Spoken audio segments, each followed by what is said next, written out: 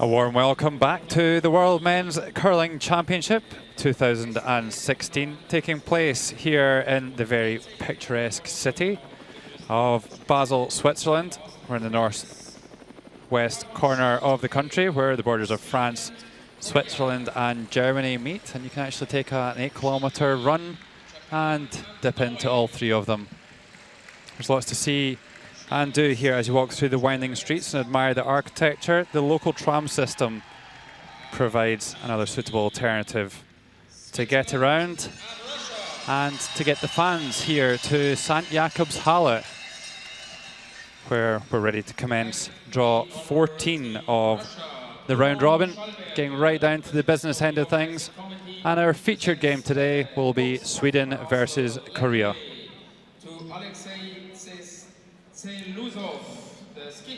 My name is Logan Gray, and alongside me, two-time Olympian and Swiss Helm, bringing you live commentary of this evening's game.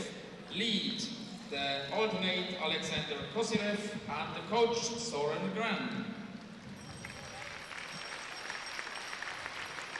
Ladies and gentlemen, please stand for the national anthem of Russia. So let's meet the teams. At lead, Christopher Sundgren.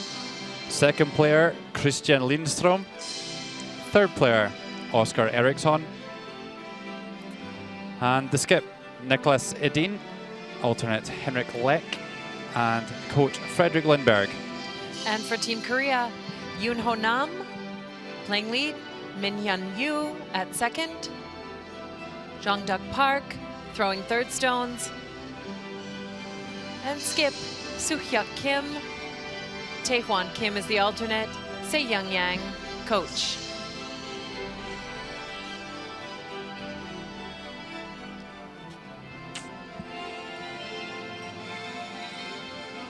And this is how they stack up coming into this draw. Canada suffering their first defeat earlier to be 8-1.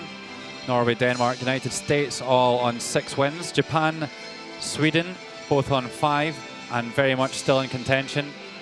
Finland, Scotland and Switzerland certainly need a little bit of help and can't afford to drop any more games.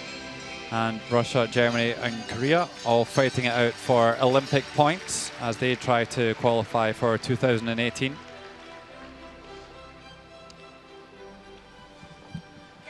So the final preparations are being made for this evening's matchup. Just one more day left of the round robin. And Sweden hot off the back of a big win against Canada this afternoon, Anne, and surely favourites for this game. Yes, they're the reigning world champions and have finally found their winning ways in a big way this afternoon. Just a quick look at the world's biggest Alp horn, the Super Horn. It's 14 meters in length, and you can produce 64 different natural tones from it. Created in 1994.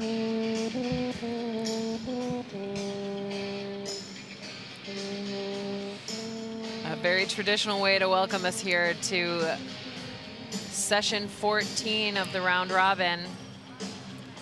Just a reminder of the other games that are going on here in session 14. Next door, Japan and Norway. Germany against Scotland and Switzerland against Russia. And of course, we'll try our best to keep you updated with everything that's going on here in St. Jakobshalle this evening. Our featured game will be a Swedish team returning to form after 3 consecutive losses, managing to turn over Kevin Cooey and his Canadian side. Sweden now having defeated Canada in 6 of their last 7 outings at World Men's Championship. Fantastic record. They really seem to have Team Canada's number, but tonight they're going to need Team Korea's number in order to keep climbing up the standings.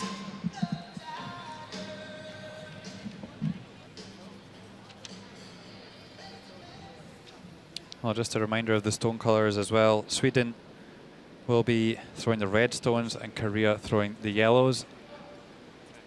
Hammer determined before this matchup by draw shot challenge, and Sweden coming out with the better draws, and we'll have the last stone in the first end. And we're underway. So this is Yoon Ho Nam playing his second World Championship, played in the 2011 edition in Regina, Canada. It's a Kingfisher.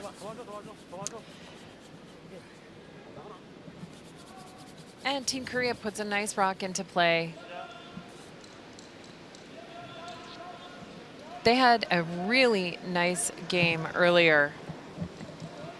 And if they can bring those shooting percentages, they're going to have a chance to put some pressure on Team Sweden. Well, perhaps a bit of a sign of intent here, and Sweden throwing the corner guard. Pretty true to form. Sweden takes every opportunity they've got with the hammer to score multiple points.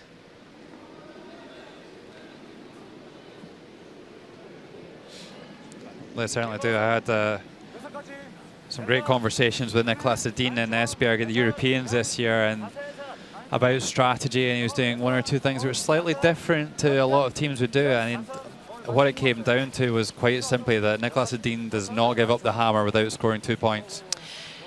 His hammer efficiency is the term that we use, is one of the highest on tour.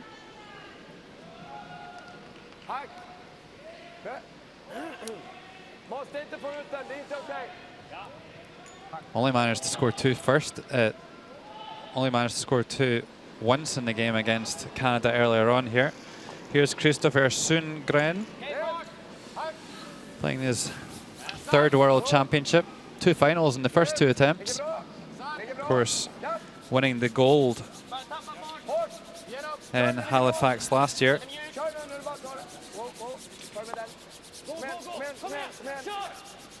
Taking silver the year before.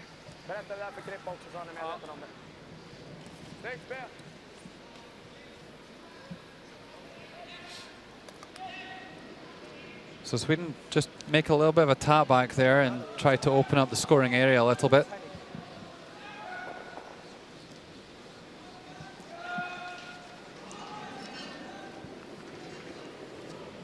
So here's Min Hyun Yu, 22-year-old from Chuncheon in Korea. And this Korean team were the gold medalists in Almaty in Kazakhstan at the Pacific Championships.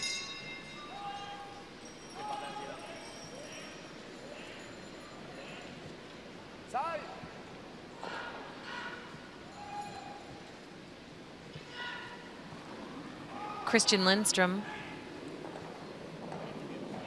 throwing second rocks, playing a little tap back, take out, trying to get underneath the corner guard here.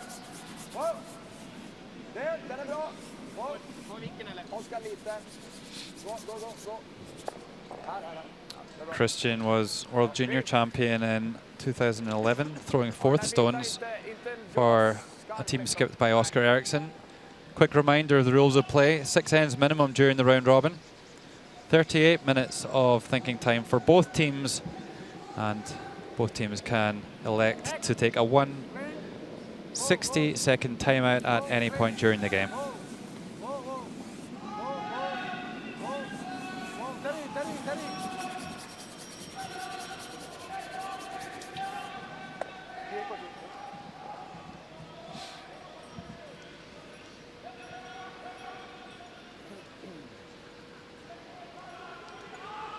Well, I'm sure this Korean team doesn't have huge experience of playing against this Niklas Edin side. Not played in too many World Championships between the 4 of them. Is this going to be? Are they going to be phased in any way? Well, anytime you set foot against an experienced team, the reigning world champions, that might affect you. But it's also a great opportunity for you to build your game and style of play. As the host nation of the next Olympics, the Korean team is guaranteed a playing spot there. And this kind of experience is invaluable to them, setting themselves up for an outstanding performance in 2018 at a home Olympics.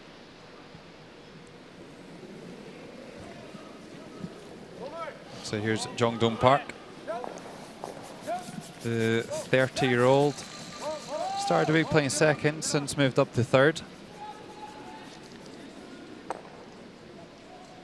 And makes the hidden stick on the wing.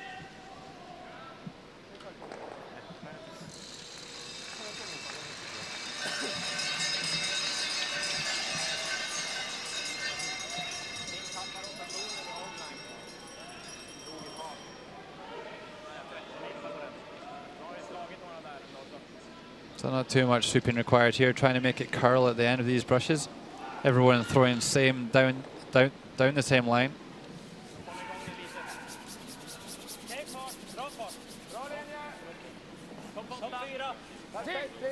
So 4 takeouts down the same exact path.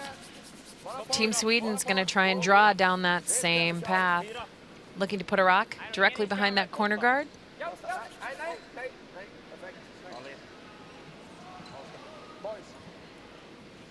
Wonderfully placed. Nicholas Edin and company not too worried about being shot stone just yet. They know that they don't have to be shot stone until after the last shot. While Korea deliberate over their selections, Nicholas Edin giving some instruction to his teammates. Yeah, Team Sweden with those 3 losses really was having some trouble managing the ice conditions, the speed, the pads. I'm sure they're doing a lot of discussion in order to make sure that they get on top of all of that as early as possible in this game, having no letdown after that big win against Canada this afternoon. And with that failed run back, looks like an easy score of 2 is readily accessible to Team Sweden. Our first look at another member of the team who skipped his own rink. Oscar Eriksson. Yeah, Oscar's actually medaled in the last 5 World Men's Championships. Not the only person in the team who's done so. Nicholas Edin, of course, not present in 2014 in Beijing when Oscar skipped his team to the final, only to lose to Norway. Hopefully Nicholas was celebrating his Olympic bronze medal.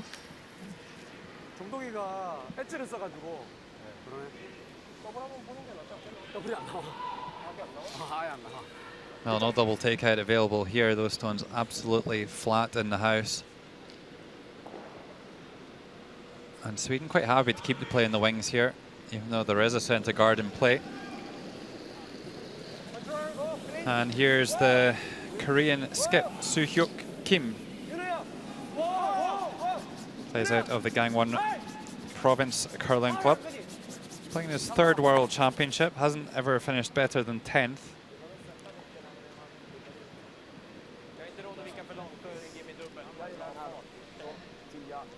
So Korea lying 1 after that takeout. The Swedish back end taking really good care to manage the angles. They do not want to give up this opportunity to score 2. They're going to try and roll this rock just to the outside, prevent any double opportunity.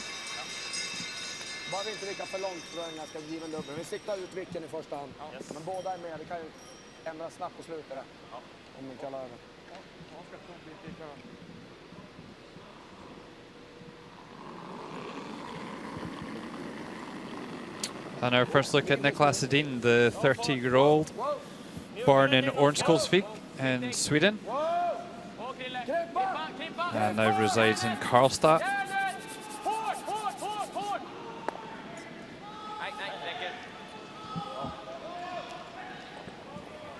And outstandingly executed.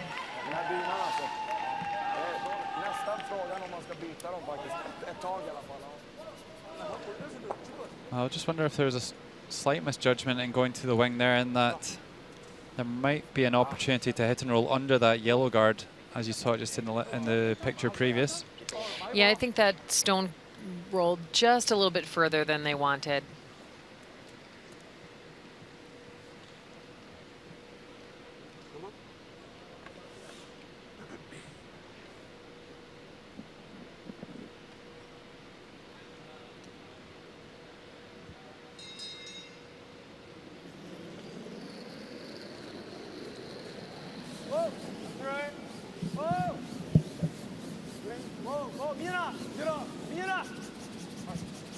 Trying to make this curl, sweeping with the in-turn. Oh, and overdid it. Doesn't manage to make the roll. And it will be a wide open takeout here for Nicolas Adin. And this will be the 6th stone down this path.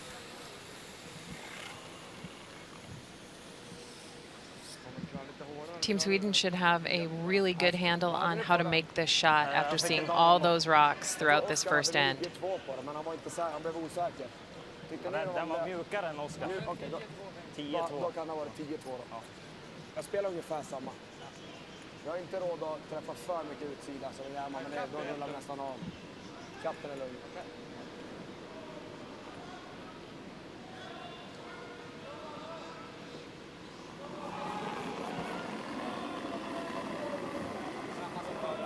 So final stone of the first end. Should be a formality for Nicolas Adin. And it will be a score of 2 here in the first end. Just one miss from Korea, and of course at the highest level, completely punished for it by the European and World Champion Sweden. After one end, it's Sweden 2, Korea 0.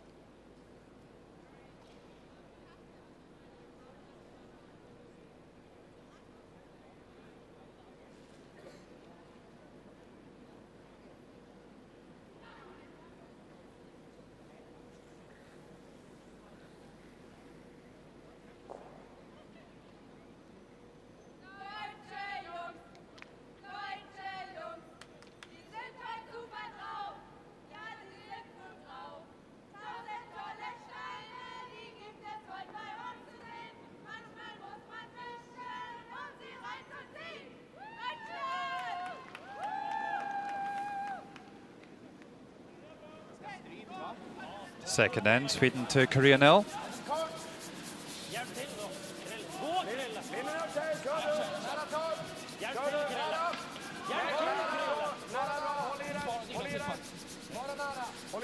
And earlier on, I was speaking to Christian Lindstrom's twin brother, Alex.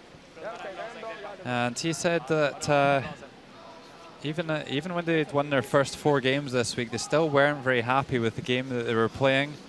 They then went on to lose 3 in a row. When you're world champion, you don't lose your confidence, right? It's not that you lose your confidence, but you start to question some of the choices you're making, and they were really struggling with some of the simple shots. The wide open draws, wide open takeouts, just not getting the production that they are used to. And those expectations being so high, it becomes a little bit difficult to manage. The challenge for Team Sweden tonight is, again, after that big game this afternoon, to keep their focus, keep learning about the ice, getting more and more comfortable, rebuilding all of those systems, and learn how to make shots on this ice.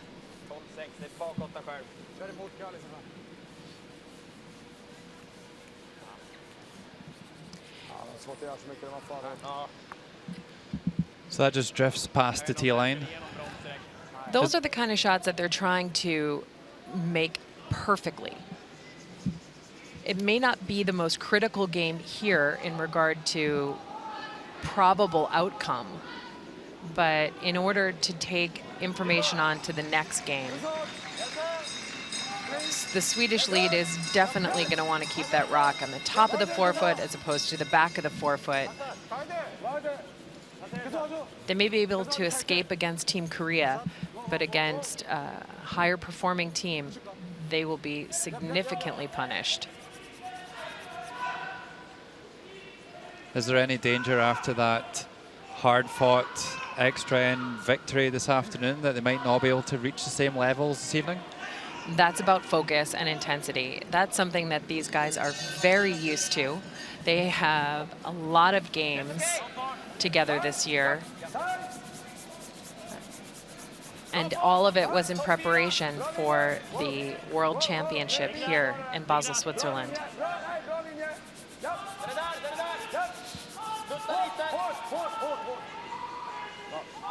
And set them up for shots like that. Yeah, super freeze there by Christian Lindstrom.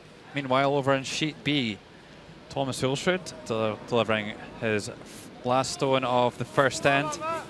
Important game here. Japan sneaking the decision against USA this afternoon to get to 5-3 and get their assault on the playoffs back on track. Norway 6-2 after a couple of draws off. Norway's going to have to play an excellent game. Japan very hot shooting, settling in nicely in this championship and making a late surge in the standings.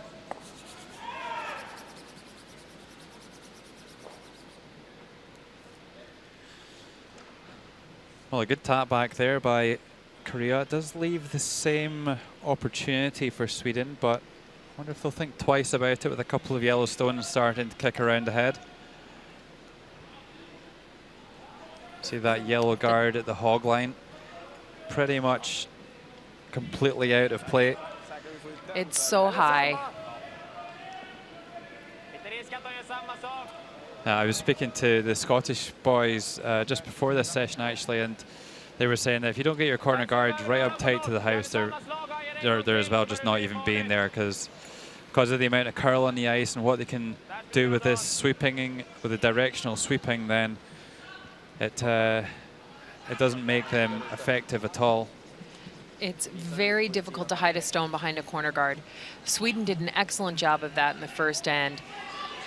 Remember that draw by Oscar Eriksson, that first stone of his, it wasn't shot stone under the corner guard. It was up high, and they needed Korea to miss the run back in order to activate that point. So corner guards have to be tight. Your rocks have to be high in the rings around them and perfectly buried. And then you're still going to need a miss to activate that point.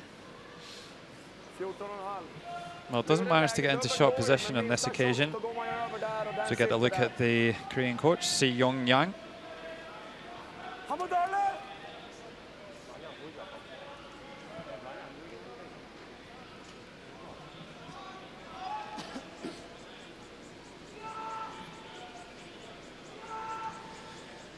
Well, although Sweden not making it into shot position, they are lying second and third, which was the minimum requirement for that previous draw.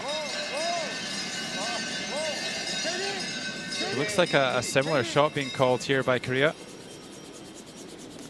Yeah, and they're working really hard to help that stone curl.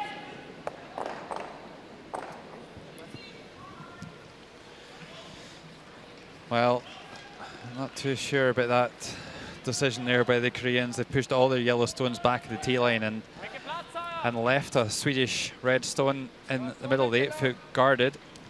They've also potentially set up a triple takeout here. Yeah, I think the Koreans were definitely trying to get the rock at the top of the rings as opposed to their own. So there's a Swedish coach, 2-time Olympian with Team Niklas Edin, Fredrik Lindberg. Played second position previously.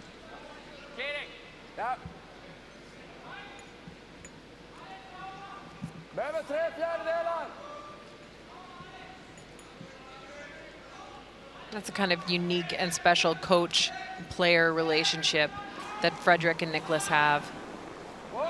From teammates to teammates in a little bit different fashion. Well, only gets the 2 away, but does potentially roll into shot position.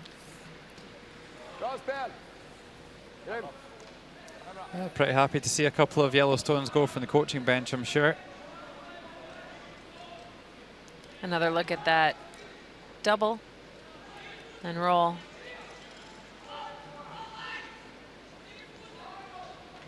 Over curled just a bit on them there.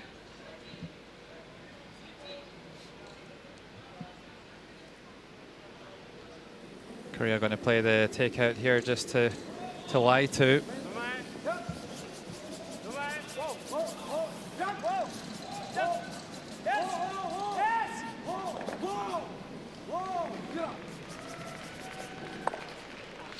Makes a slight check inside and lies to.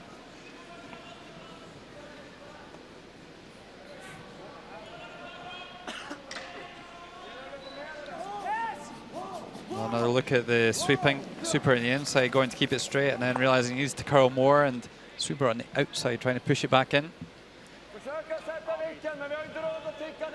It's been a bit of a theme of the week, really, is that you kind of get the feeling that the teams haven't quite got this new brushing technique sussed out, have they, Anne?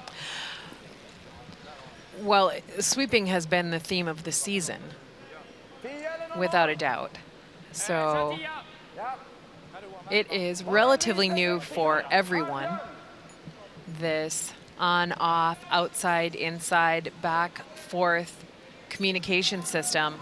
And it ends up being about reaction time. How quickly are you reacting to the way the stone is moving, how effective the brush heads are?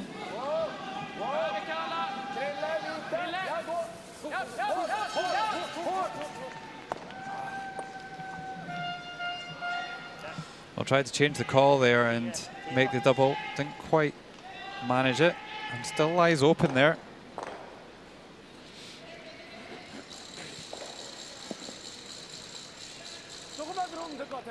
Oh, here's another look. They were just waiting for it to curl. And doesn't quite make the check inside.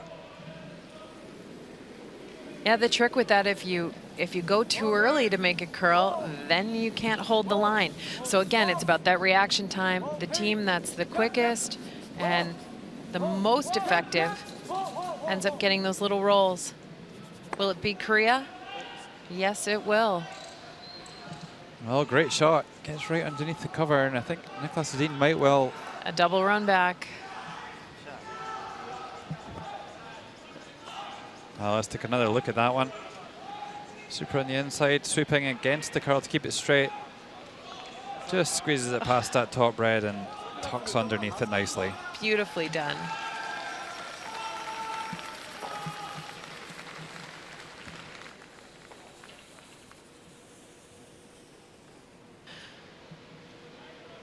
Well, it likely was only a matter of time before we got to see this kind of a shot from Niklas Edin. One he is incredibly well known for.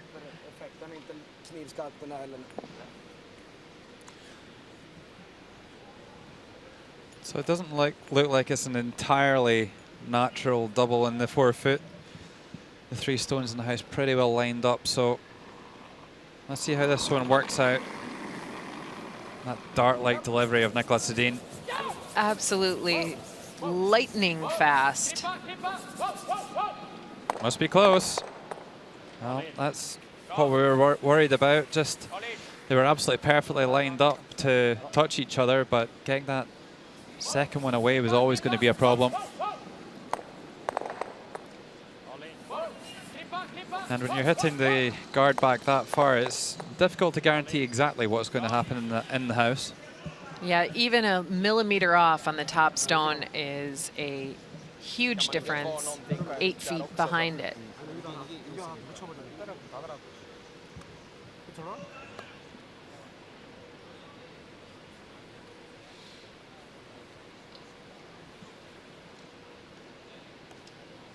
I don't think at the moment Korea are completely comfortable with these two reds in the front of the house.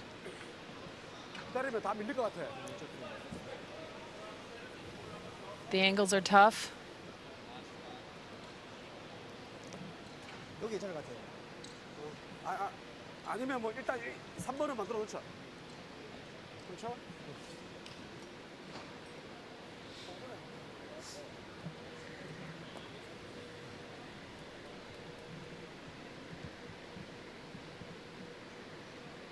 So Kim 세경 아웃턴으로 해야 될 것 같은데. going to go for the hit and roll on that red furthest left, the third shot stone. I could probably do with getting right across the centre line with this roll. Difficult to see the full benefit of this selection. I think this might be a little short-sighted. It will allow Nicholas a double takeout, possibly, even if it's well made. Now a little bit of a run. Well, while Sweden ponder that situation, we'll look over to the other side of St. Jakobshalle to see Switzerland for the first time this evening. Sven Michael, 3 and 5, been a bit out of sorts this week. And up against Russia on 2 and 6. Well, makes the angled run, and how many is that?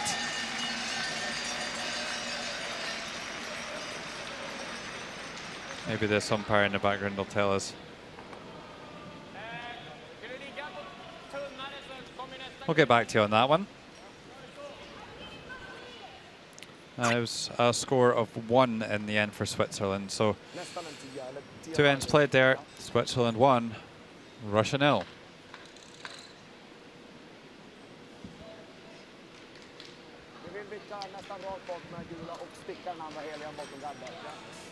Well, looks like Sweden going to try and steer one through that port and onto their own red at the top of the forefoot and push it back. A bit of a risk.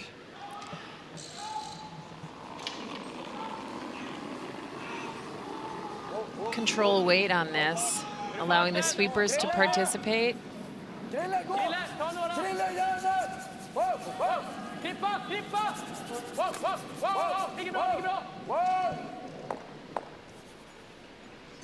Nicely done.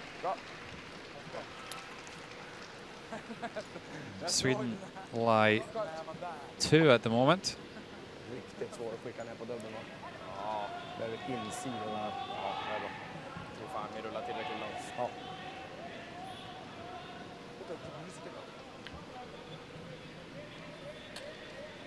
Well, I don't think there's doubles there, is it? No. Huh? The one that they're looking at driving the yellow onto the red on the left and then redirecting onto the one in the button for 2. We should be careful. Every shot is available if you can throw it hard enough, but the amount of pace that that shot would require on these ice conditions is something we have not seen all week.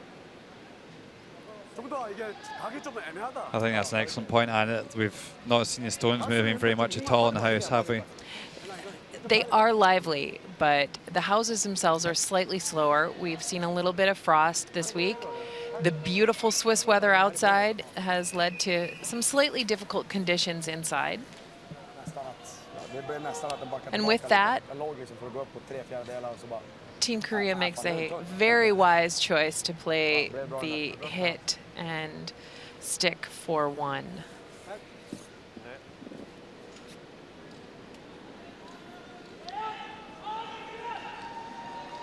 Very smart. You cannot allow Sweden a 3-point lead. They are one of the best front-running teams in the entire world.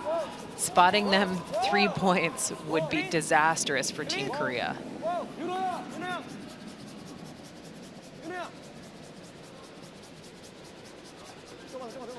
Just trying to bring this one downhill.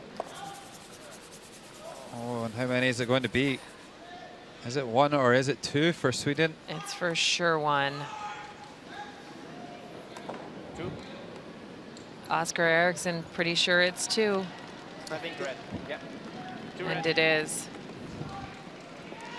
And that is definitely disastrous for Team Korea. A pretty big point swing there.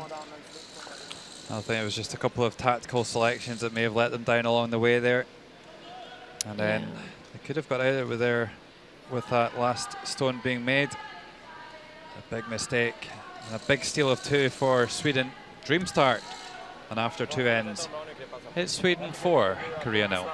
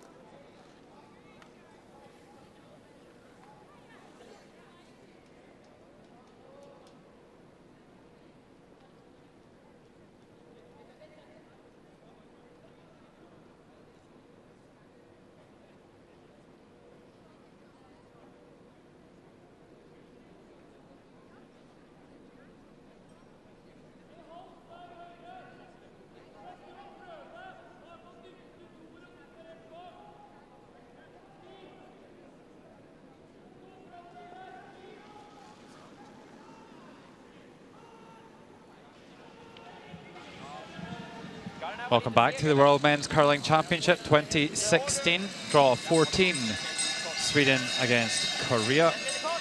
And Sweden off to a great start. The defending world men's champions. And it's going to be a long way back from here, isn't it, Anne Swisshelm? It is going to be a little like climbing the Alps for Team Korea.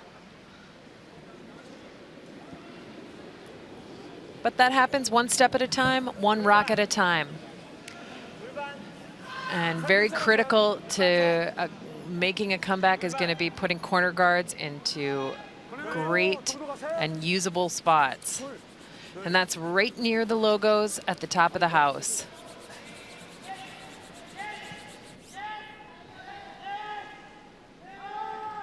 Well, it doesn't quite travel as far as they would have liked, somewhere down near that LGT logo as the optimum spot.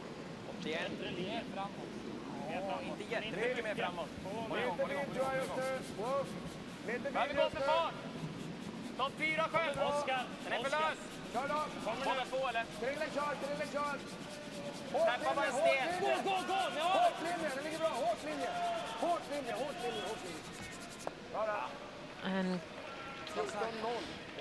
Christopher Sundgren gives no quarter with some excellently placed stones.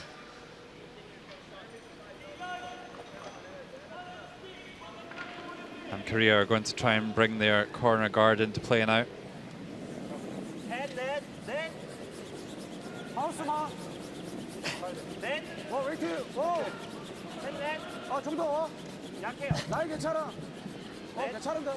Jongduk Park sweeping very hard to hold the line.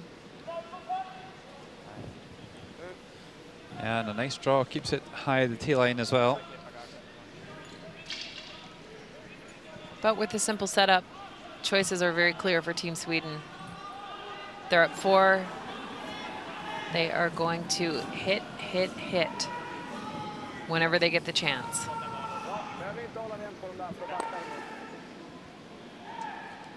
Well, let's not forget that Korea weren't far away from qualifying for the last Olympic Games. They took part in the first ever Olympic qualification event in Füssen, Germany, and finished a very credible 4th in a very tough men's field. And I seem to remember that I think they had a fantastic round robin, maybe even won the round robin, and then lost a couple of games to drop out. Just struggled in that post-round robin, the medal round play.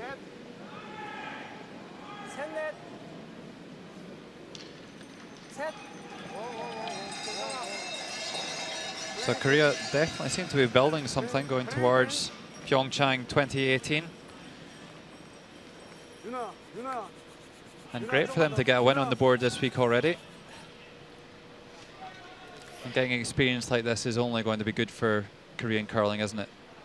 Yeah, and in order to perform at this level, you have to be at this level. It sounds trite, but it's absolutely true. These are very different types of games. It's a very unique environment than our normal training environment and our normal performance environment. There's something a bit different about wearing your nation's colors on your back when you are out competing.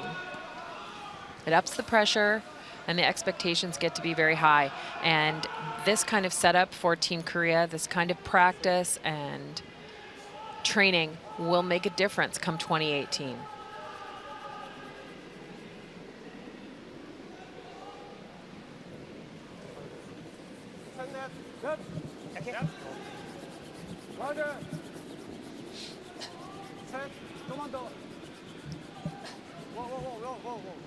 Well, this one doesn't have enough running. Looks like they might have to change to a double corner guard. Oh, and leaves them right next to one another. And with that setup,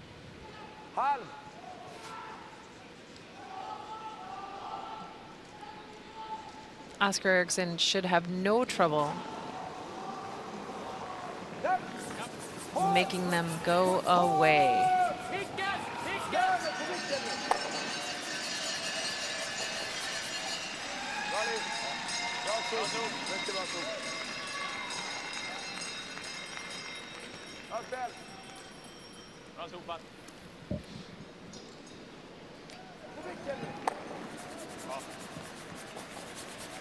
Well, nicely done. And just watch the care that this front end takes, making sure they get that shooter all the way out of play. Well, I think it takes some 5 seconds for the green lights to go off on the iron hog handle. I did notice that they were still lit when they crossed the second hog line. So it just shows exactly how hard Oscar Eriksson is throwing it. And it's not really textbook how he generates the power. So much of it comes from the hip, but that's the way he does it, and he knows his slide so well. And as long as he is able to repeat that release over and over and over again, Skip Nicholas-Edin knows how to broom it. And with that draw coming up significantly short, all of a sudden Sweden gets to change its tactics.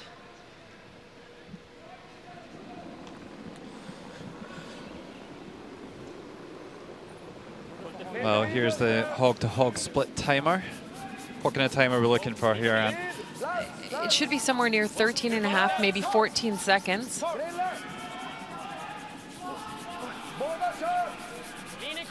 This is 14.9. Clock might have just run on a little bit, a bit of human error. Nice draw.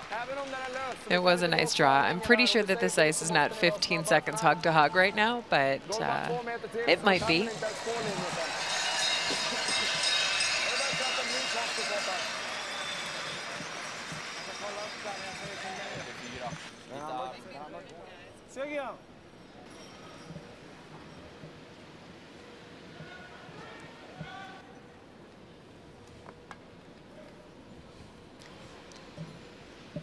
Well, no option here really, but to run that yellow center guard back. The angles in there absolutely horrible for Korea.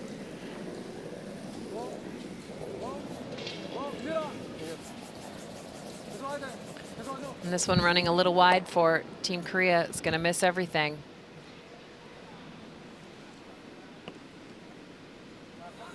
Här är en fin kryka där. I like Den där. it. Kör den så. Gör du den. Kan han ju spela den, men då kan vi slå bort där eller så ligger vi staggered gömd. Bra tapp en halv meter. Lite insida är bra också. Ja, det enda vi inte vill är så han kan floppa in. Ja. Bra tapp en halv meter. En cent insida så ligger våran topp 12-sten så att den inte går för bort. Då har de jämnhöjd dem under det. Det behöver inte vara någon superlång tap. Huvudsaken att det liksom hamnar där den ligger. Bara frys där också är bra. Men om jag då gör runda bak 4 någonstans, då är det svårt att få bort den också. Ganska okej grid och ska vara lite mjuk i sin tag. Yes.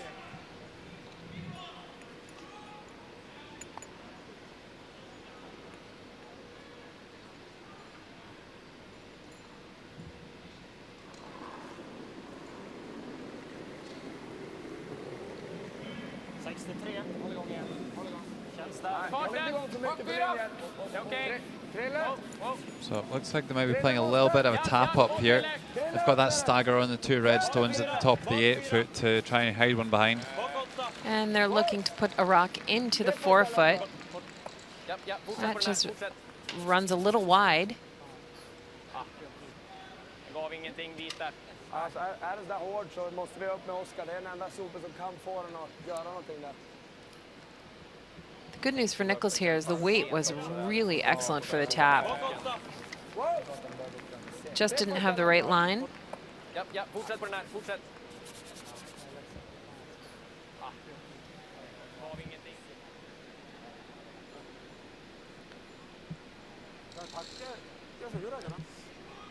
Opportunity for Soo-hyuk Kim to hit and roll and use all those Swedish stones as cover.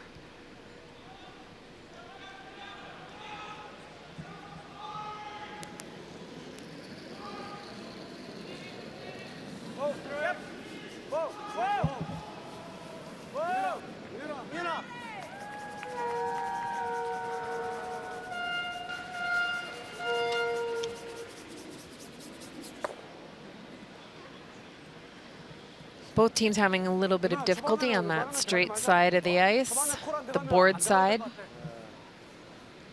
Normal. Så. Okej, du spelar den inifrån här ute. So are they going to try and hit and roll underneath? Slog en 10 här i första till 2. Vecka in lite. 2 brushes are better than 1. Well, that used to be the theory anyway. Yes, it did used to be the theory. Of course, if you're wondering why there's only ever one sweeper sweeping at any one time nowadays, it's thought that the second sweeper sweeping from the other side kind of reduces the impact that the person closest to the stone is having. Yeah, it likely undoes the good work of the close sweeper. Normal.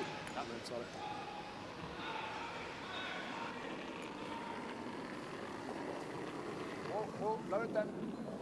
Wow. Krille! Wow! Wow! Bra fart. Wow, wow. Wow! Var med Krille. Wow! Nej, det är bra fält. Klippa, klippa. I think we'll see Nicholas trying to flip underneath the 3 stones in the middle. And he has done. Have they gone too far? They have not. Super shot by Sweden. Bra lead. And the way this is going, Sweden could be out of sight before this game's even started. Wow, wow. Wow! Var med Krille. Wow! Nej, det är bra fält. Klippa, klippa. Krippa! Here's another look. Hits but 2/3 of a stone. And rolls perfectly to the center line. Halvsten kortare.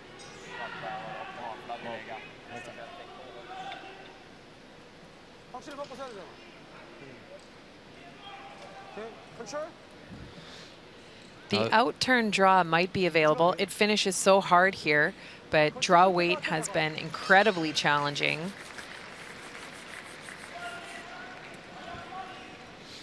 There's possibility of a double and sit shot here on this top rock, which is, I believe, what the team is doing. Certainly looks that way, but there probably is enough of that redstone to make the shot. Whatever he does select, it's an absolute must make here for Soo-Hyuk Kim.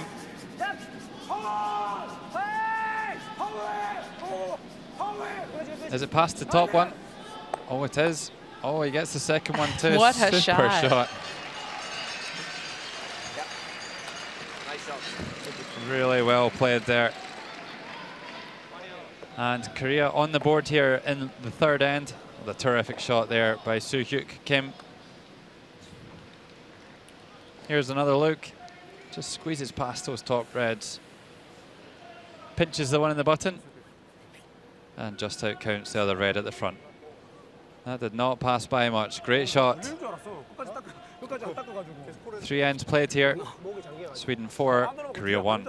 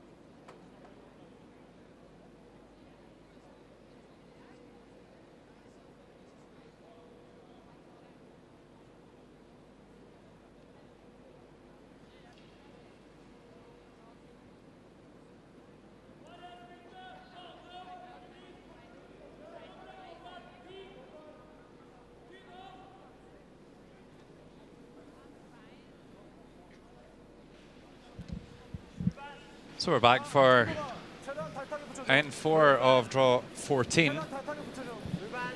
And Soo-Hyuk Kim with a super shot to finish the third end to keep this game alive. An absolute game saver.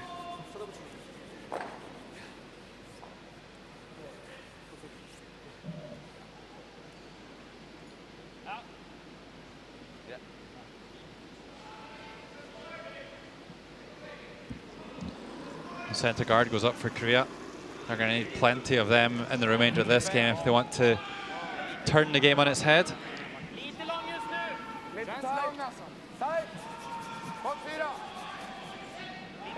Center guards and some well-placed rocks are going to be critical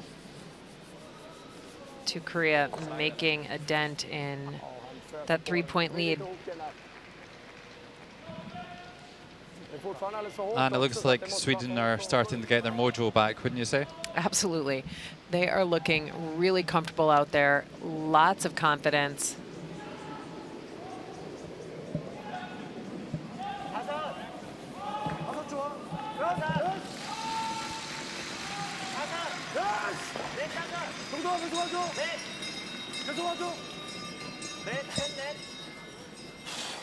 Team Korea trying to freeze down into the rings.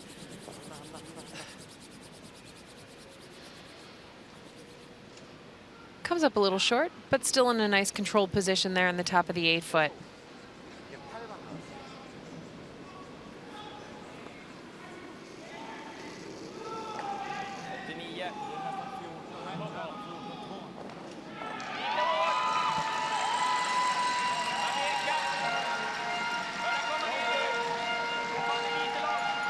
And while Team Sweden is drawing into the rings with their lead second stone, we'll take a look over onto sheet B. Yeah, here's Yosuke Morozumi throwing the final stone of the third end. No score in the first two. That should say 1 each, not 0-0. Oh, 1-0, sorry, to Norway. But I think it might well be about to say 1 each. Just draws one down into the 8-foot circle. Tied game there after 3 ends. Norway 1, Japan 1.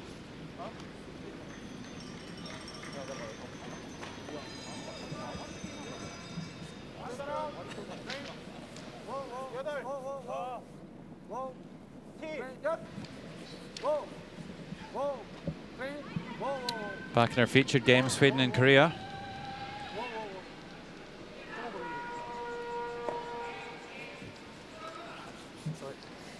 Korea putting some rocks into controlled positions there on top of those Swedish stones. They're going to need every rock they can to be in play. Det är bättre att klippa den rent. Klippa den är bra också. Bättre där än att råka få träff där. Råka ligga kvar med en center också. Nej, bara den. Han.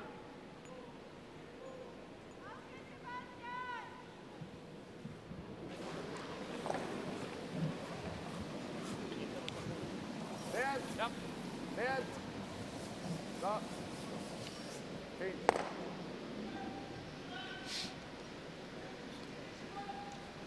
Well, Sweden were never going to do anything else but just try and run this game home from here.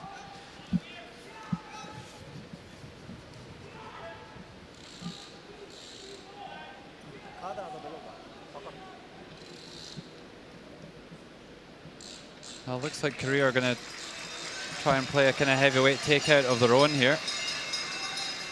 Advisable, Anne? I think this just might be a bit too early.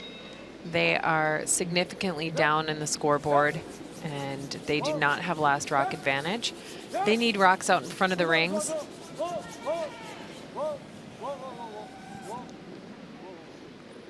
And this allows all the play to be inside the rings. And in a Frysa! Ja.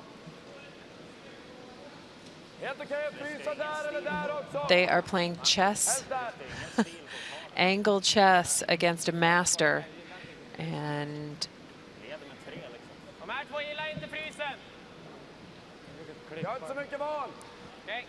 and possibly even a grandmaster. Dåligt eller? Ja. Okej, jag är frysen då. Sätter den. Ja. Slå pangan sen. Det är alltid i mitten sen i alla fall.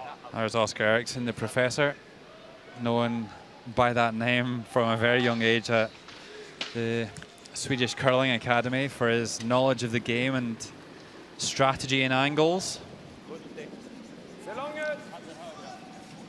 Ni har en bra linje. Övergå lite. I'm sure him and Nicholas have some fascinating discussions about strategy. Yeah, what a dynamic combination that they made after the 2014 season.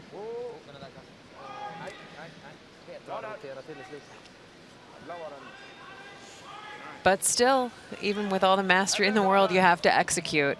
That rock comes up just a little bit light, and all of a sudden, favor Korea. Well, I think the textbook call would have been to make some sort of a takeout there, but maybe Sweden smelling blood.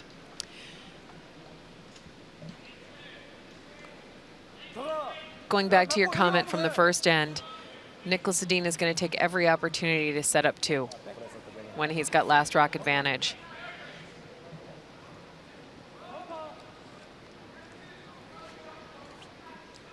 The professor and the grandmaster get to discuss what's going to happen next.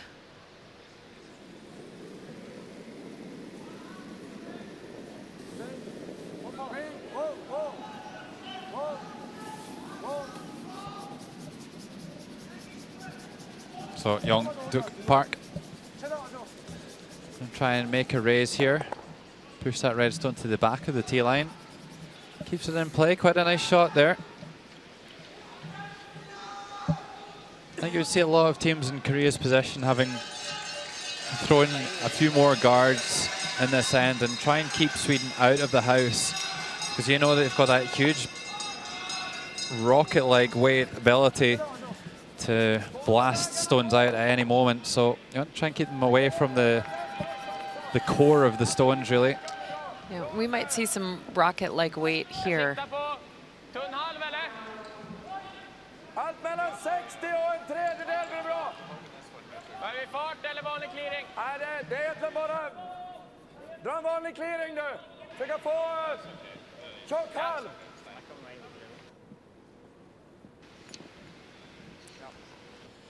Okay, well, this one may well have a vapor trail. Going to try and hit that red right into the crotch of these 3 yellow stones. Quite controlled, I would say. Very controlled for Oscar. Yep, yes. Whoa, whoa, whoa. It's only a run double. Perfect shot. Sweden lying 1 and 3 here in this 4th end. It's pretty entertaining when we're calling a 6-second run back control weight.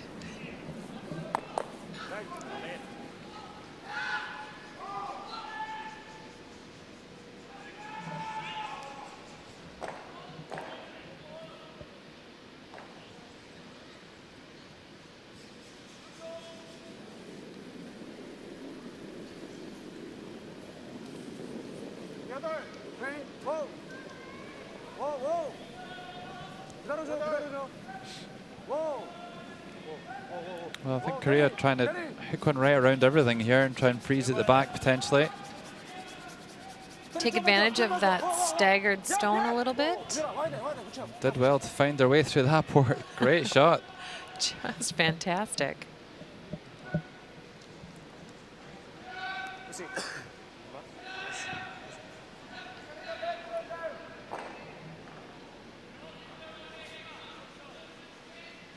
Well, there really wasn't much room there. The way it's curling so much off that barrier side.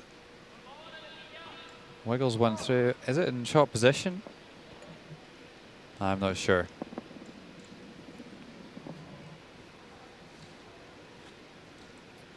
Well, I'm pretty sure we'll see Sweden open this up. Going to play a takeout here at the top of the 8-foot.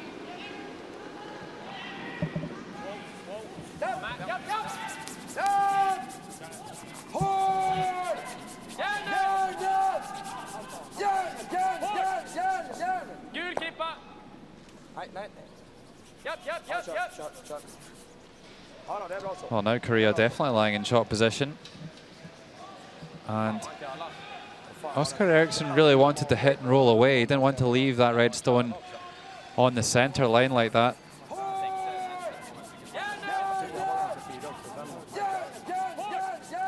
So that yellow, though, starting to look a little bit lonely in there. It is surrounded.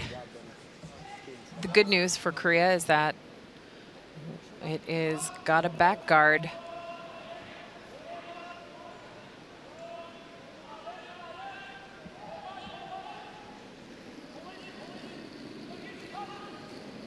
Allowing Soo-hyuk Kim to draw around.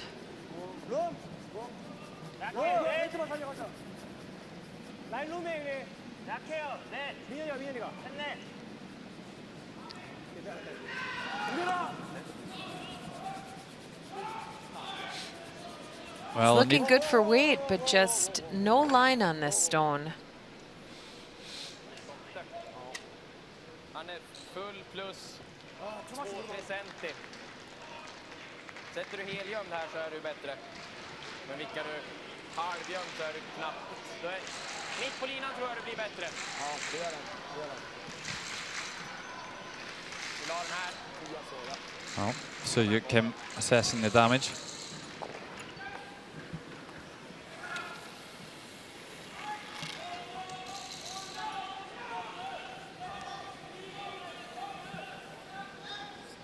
Nu är den här ganska trött. Den har ingen slags bromsande effekt i alla fall. Den kan få lite köl. Kölar vi över så kan man ju ligga skottet bakom höga gul också faktiskt. Men då jämnar vi nog fast den på vänsterkanten. Det är inte så mycket dock, vi kan få en dubbel då. Niklas Edin, probably one of the lower tournament accuracies I've seen from Niklas in recent years. just 81%. I think now that he's starting to get in his groove again, we might well see that increase. He had a 93% game this afternoon against Canada. Well, That should worry everyone in the field. So it just flips under that one in the front of the house. Covers an edge.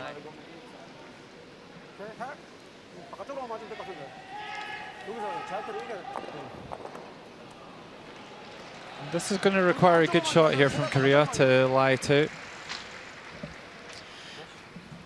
think they're talking about hack weight. Delicate little hit and roll. Stay half in the 8-foot.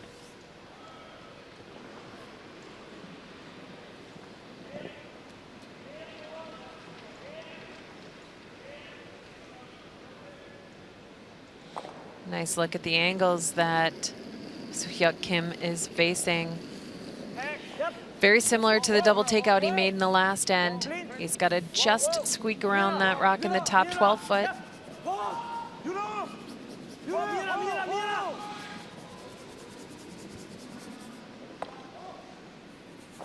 Well, needs to hang around, needs to hang on, and it does. Great shot there. And he lies too.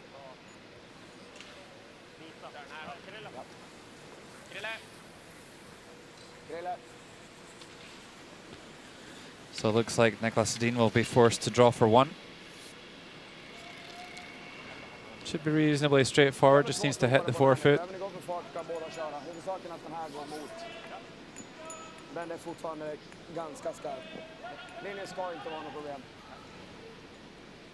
Det gick ganska lätt här, vad tror ni? 75-80 då, om jag tycker till den. What seems like a very natural shot.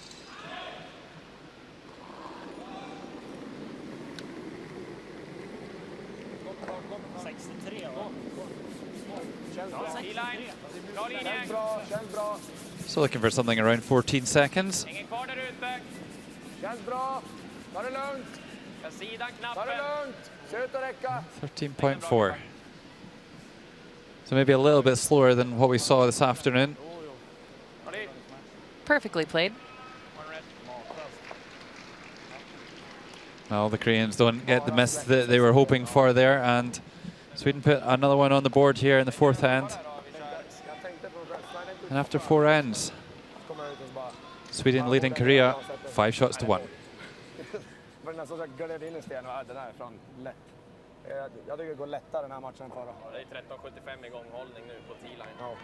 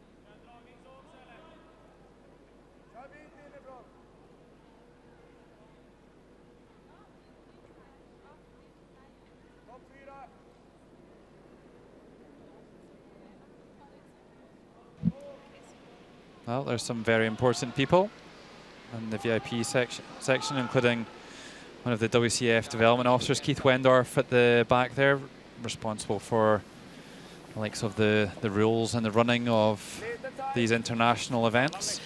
One of the great builders of the game, Kei Sugahara, and one of the most experienced coaches, Roger Schmidt, sharing a table and a great view of draw 14 here in St. Jakobshalle.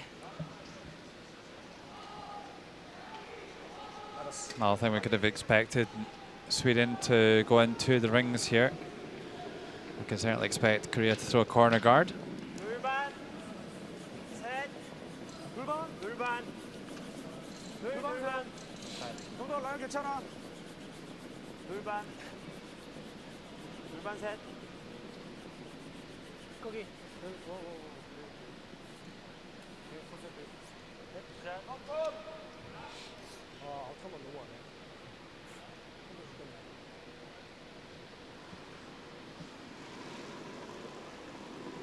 So we're worried that the reigning world champions might not find their way to the playoffs, but definitely looks like they're starting to move through the gears now. Won their first 4 games, conceded their next 3, and then a win this afternoon. If they manage to see this one through, then that'll put them to 6-3 and very much back in the hunt for the playoffs. It will complicate the playoff hunt for all of the other teams. Well, just nipping next door, that's Mark Pfister holding the brush for his skip, Sven Michael. Of course, Mark Pfister skipped his own team to the World Championship last year in Halifax. Sven Michael was the 5th man, and they joined forces after that. And nicely done. Score of 2 in the 4th end, and Switzerland leading Russia by 3 shots to 1.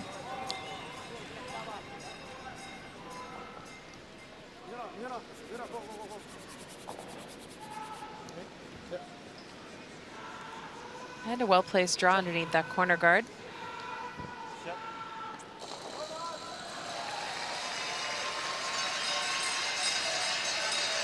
Sweden going to start playing skittles here, and Christian Lindstrom pulling the corner guard, planning to roll into the one in the center line and to punch the one in the center line out the side door. And give himself a proper center line guard.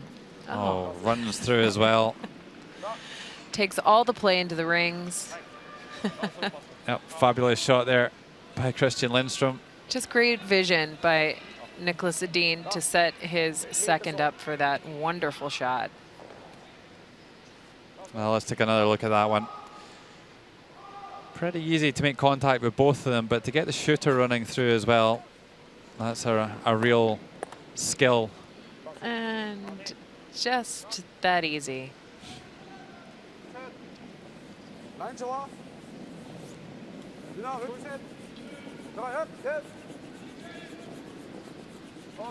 So Min Hyun Yu this time with the corner guard. Need to protect that yellow stone in the house.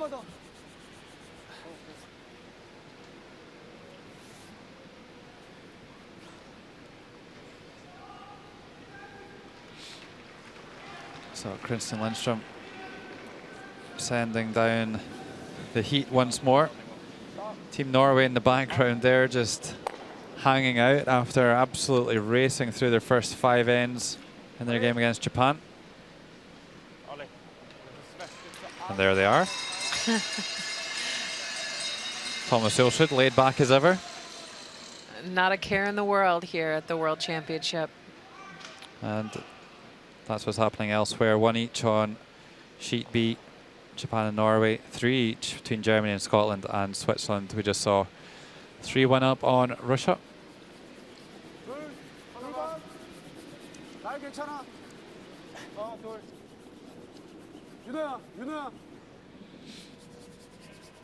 윤호야 많이 봐야 돼. 조금만 더. 조금만 더.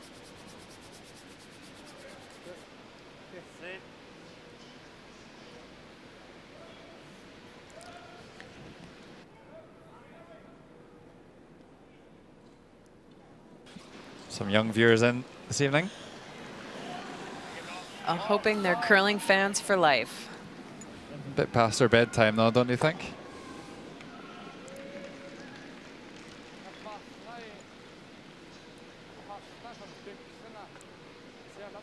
So again, the guard comes off, and Korea thinking it's time to make a move in the house.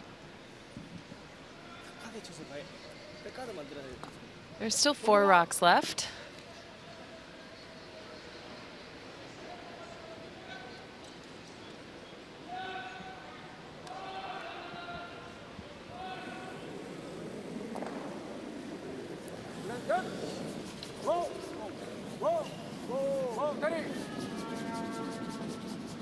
So I think they're trying to make a double takeout and roll to the wing here.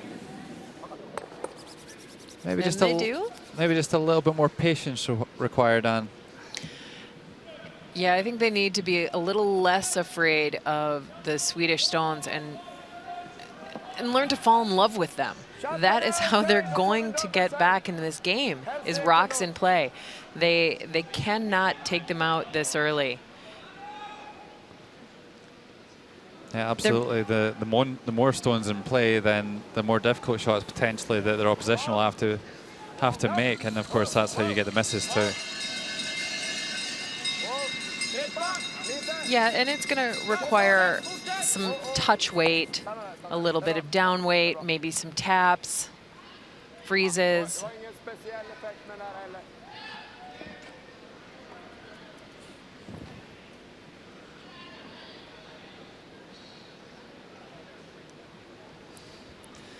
Yeah, and there's the World Curling Federation mascot, Rocky. Handing out some competition pins to the VIPs. Hopefully they'll give some to the normal people as well.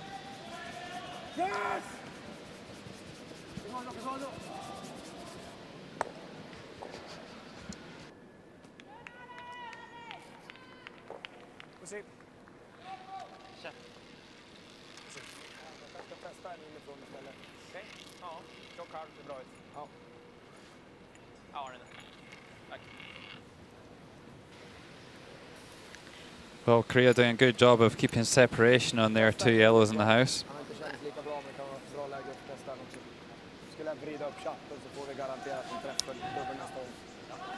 Nicholas Edin's job is clear here. He is going to hit the one that's higher up in the rings. And if the double is not available, to roll as close to the other stone as possible. I have a feeling, though, that with this rocket, that the double might be available.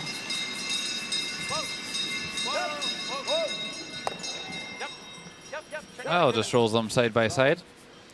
Just over curls a little bit on him. Nicholas Edin came to the World Championships in 2012, but suffered a bit of a back injury early in the week, and it was actually Sebastian Kraup who skipped the team all through the round robin and made it to the playoffs, only to lose to Scotland in the semi-finals. Based on this weight, nothing wrong with Nicholas's back here. Although with that 3-loss run, you wondered if Basel might just be a little cursed for Nicholas Edin. Well, certainly looks like his challenge is back on track.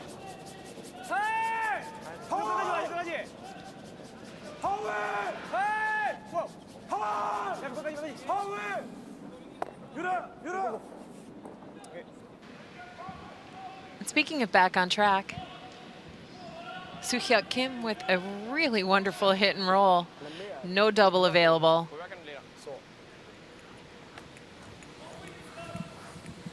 Sweden's going to play the hit and roll.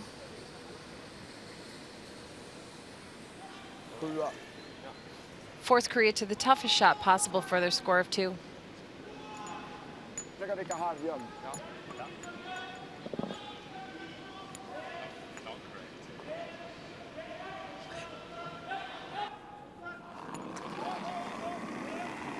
So here comes another heater from Nicholas Edin.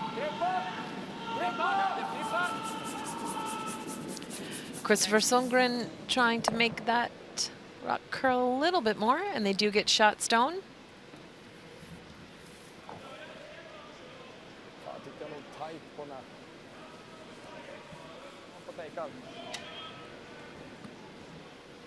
And all of a sudden, Korea with an opportunity to pull within 2 points.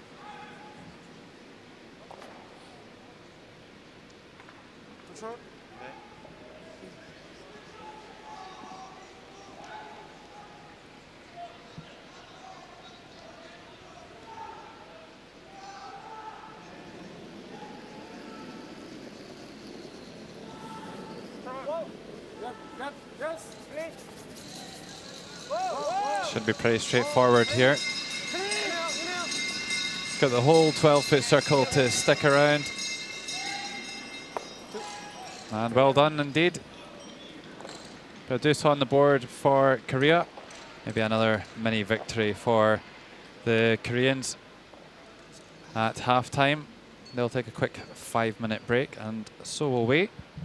And when we return for the 6th end, Korea will be chasing Sweden, trying to overturn a deficit of 5 shots to 3.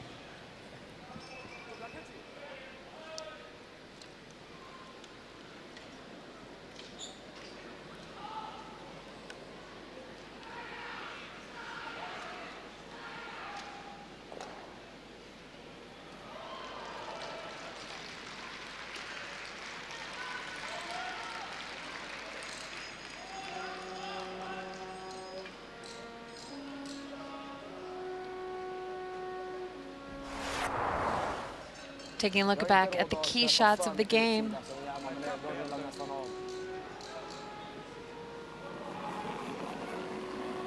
After a beautifully placed draw under the corner guard, the rings eventually open up and allow Nicholas Sedin a simple hit and stick to open up the scoring with 2 points.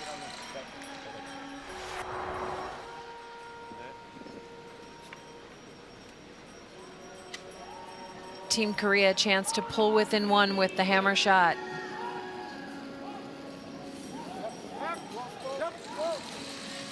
Counterclockwise rotating tap back takeout hangs just a little bit wide and gives up a significant steal of 2 points.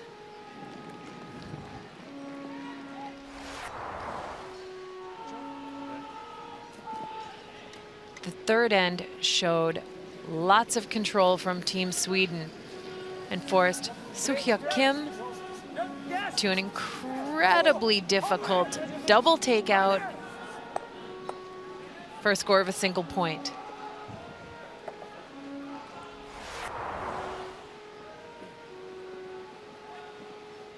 And just before break, a well-timed double takeout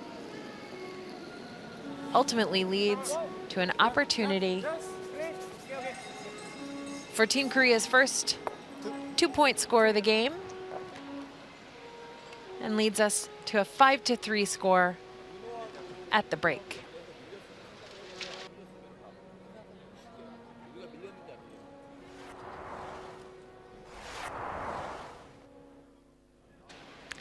Taking a peek at Switzerland, Russia, last shot of the 5th end.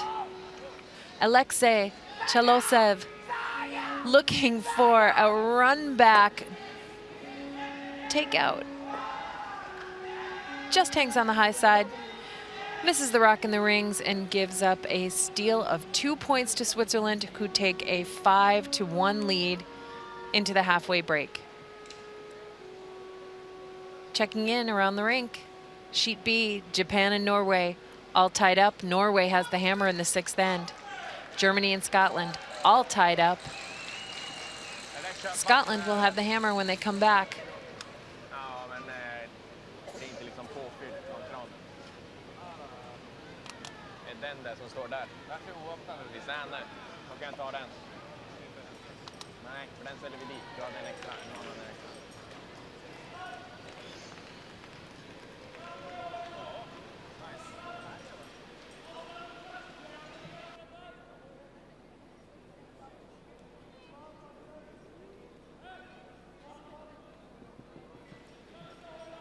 So just look at the stats. Sweden clearly up there in the overall percentages. Better in the hits. And they have those 2 stolen points.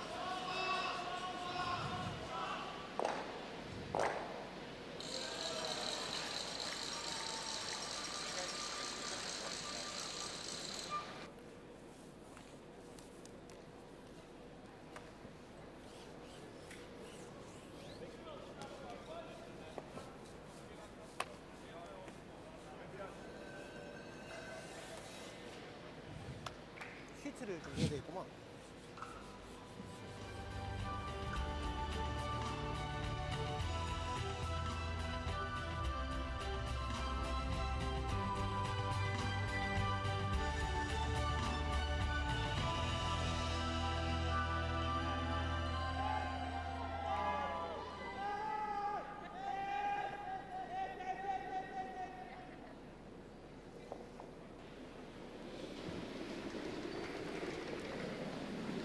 So sixth end underway here at the 2016 World Men's Curling Championship. Draw 14, Sweden and Korea.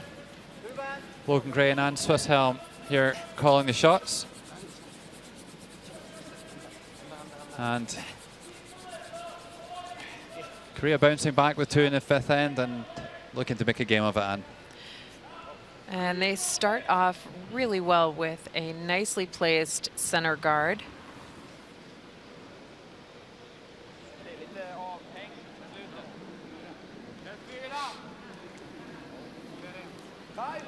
Christopher Sundgren will choose to come around that center guard.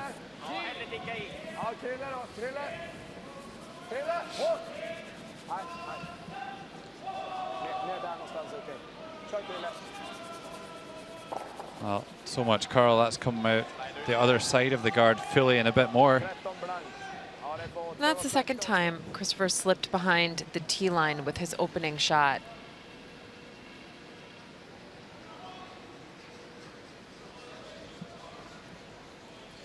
Yoon Ho Nam, 90% for the game, 86 overall.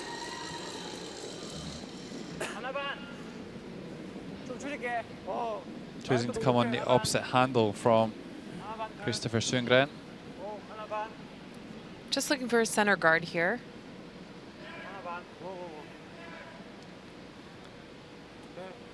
Nicely placed, lots of separation, beautifully stacked on the center line.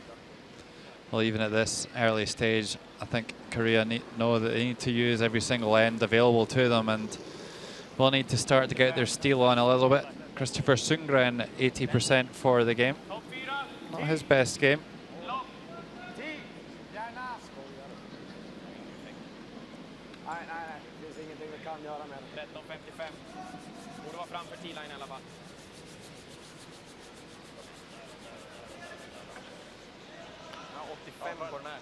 There will not be 2 mistakes in a row. That rock sits perfectly under cover on top of the forefoot.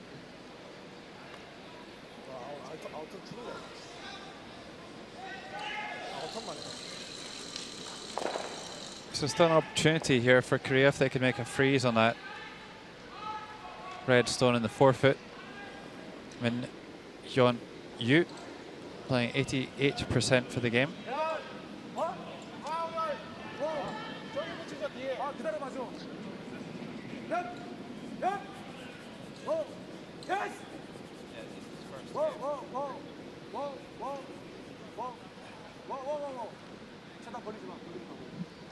Well, it doesn't manage to make the freeze on the top one, but does come onto the back one quite nicely. Gets second prize.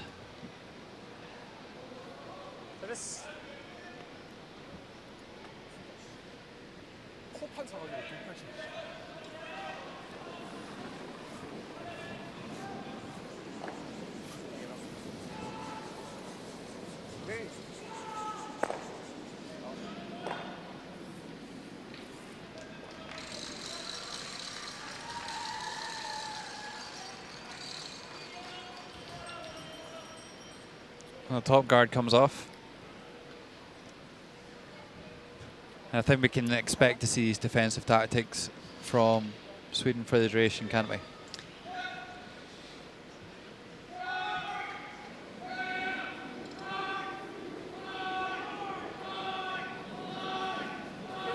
The really nice thing for Korea is those defensive tactics are going to take a little while after those perfectly stacked lead rocks on the center line.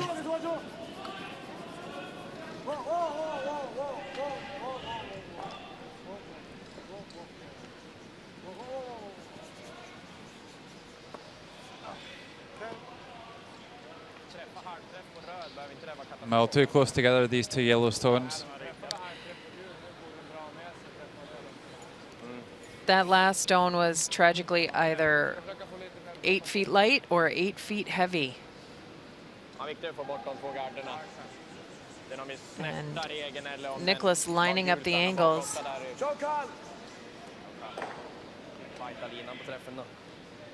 Understanding one of those rocks is going to run into his red rock.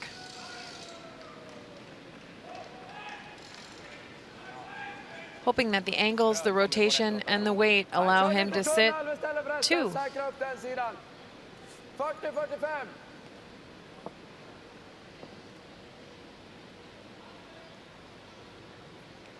And this will be an absolute rocket.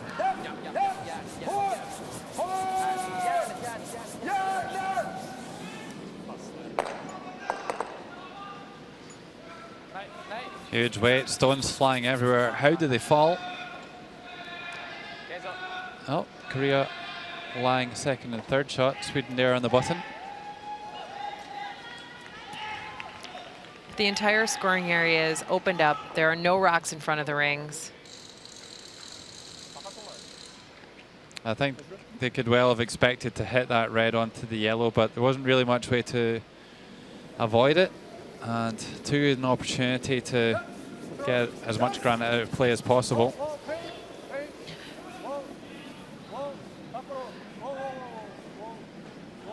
Sweden pretty happy to sacrifice that rock in the rings for this kind of easy setup.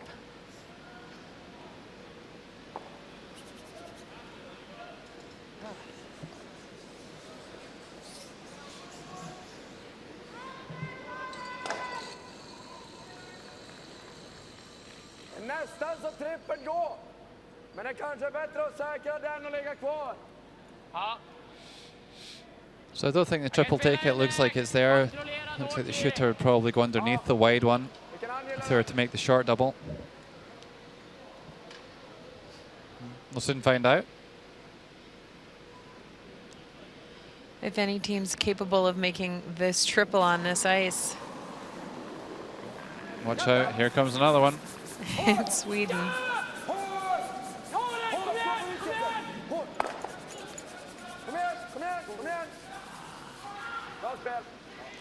Well, just gets the one, just touches that wide one, but doesn't remove it incredibly.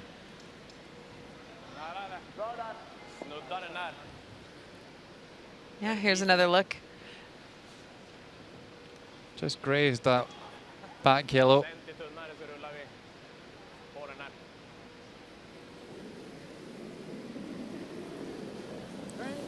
Jeongduk Park, only 65 for the game. Started off the week playing second, has moved up to third.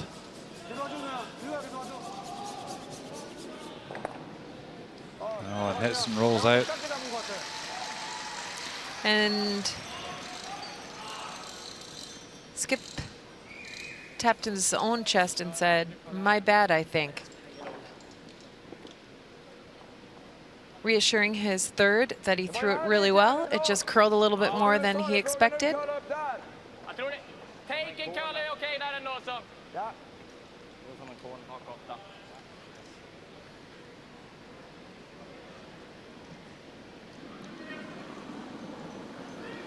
Oscar Eriksson having a super week, playing 90% for the game and 87 for the week.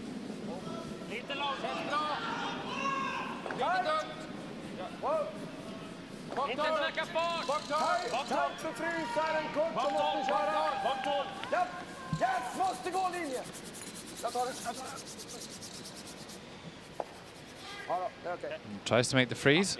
Those two yellow stones in the house at the moment, not really in any sort of a threatening position for Sweden. Well into the 12-foot and behind the tee line.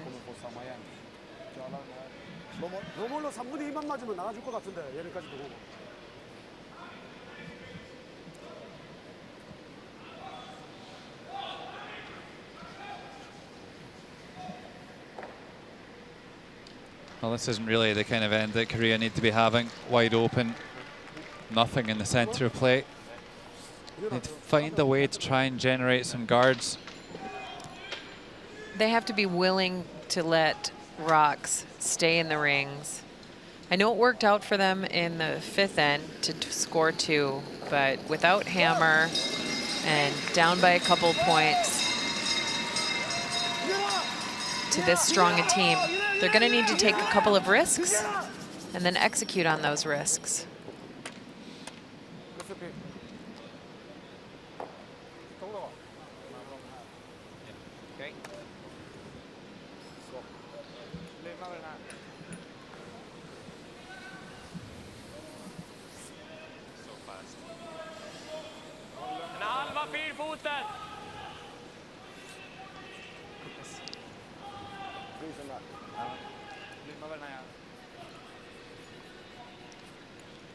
Dean back at the hack in record time.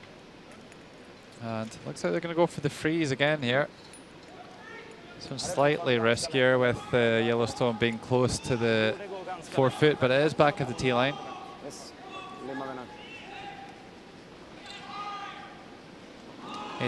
85% for the game and 81% only for the tournament. Speaking to an unnamed Swedish source earlier on, saying that perhaps Niklas was getting left with shots that he doesn't really like to play in the middle of the week. It was kind of some of those Thomas Ulsrud soft shots, tap backs, freezes, and he feels much more comfortable playing the big weight run backs. And he just wasn't calling them or execute or putting himself in a position to play them. And maybe that's an example of one of them there. Just not completely at home. And commits the cardinal sin, really. Yeah, you can see the disappointment on his face. He knows how difficult his next shot is likely to be because of that last rock coming up so short. Yeah, it's a real gift. If you're going to play a freeze like that, you really need to be making sure you get up to the stone you're freezing. Yeah, and he didn't need to be that clever or cute with that stone. He could have afforded to tap that Korean stone back a foot or so. We hear lots of chatter about the pro side of throwing a shot, how to actually make a shot by understanding how to miss the shot. And this is a pretty significant and unusual miss by Niklas Edin. Soo-Hyuk Kim is going to try and take full advantage of this opportunity. Put a rock right on the 4-foot, half under.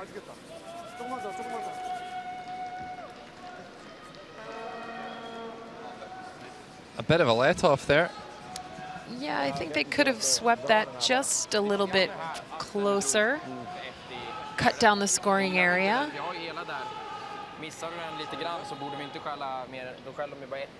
And ended up in a good position, though.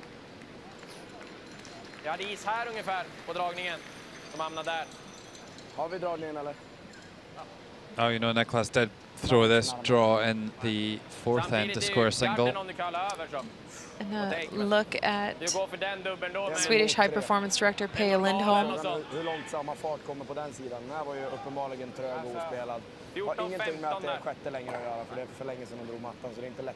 Peja is likely very familiar with the challenges of drawing on this sheet in this situation.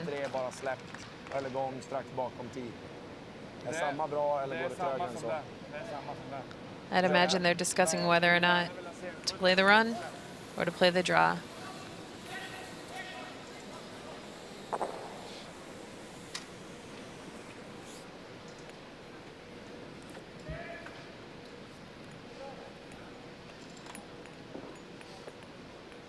Electing to play the draw in the end.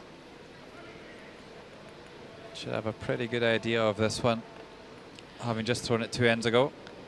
And also just having seen the Korean skip throw down this path. So final stone of the 6th end. Niklas Edin needing to get half in the 4-foot to score. This side just a little bit quicker than the other side.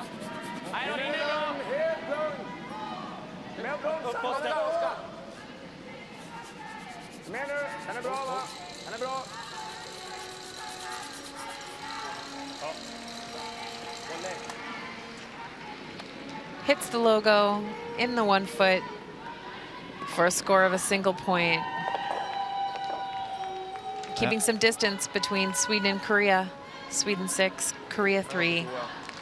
We'll be back for the 7th end.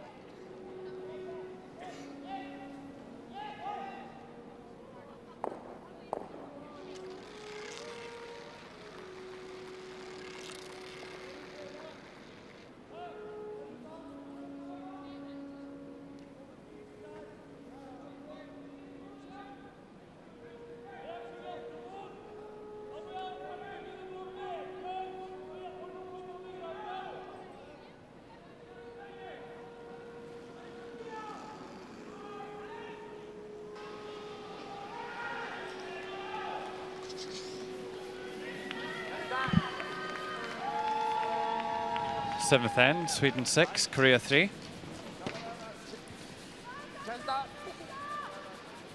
Oscar Eriksson just leaving Christian Lindström to it on the sweeping.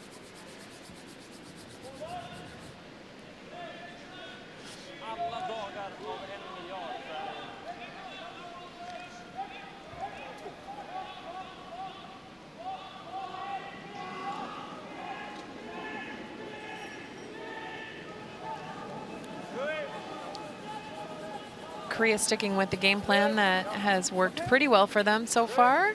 This out-turn corner guard going away.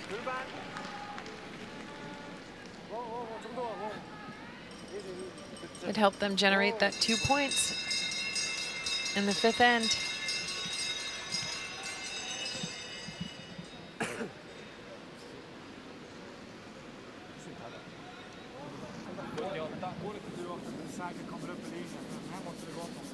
So Christopher Sundgren throwing another one into the rings. Pretty standard setup throughout the game for Sweden.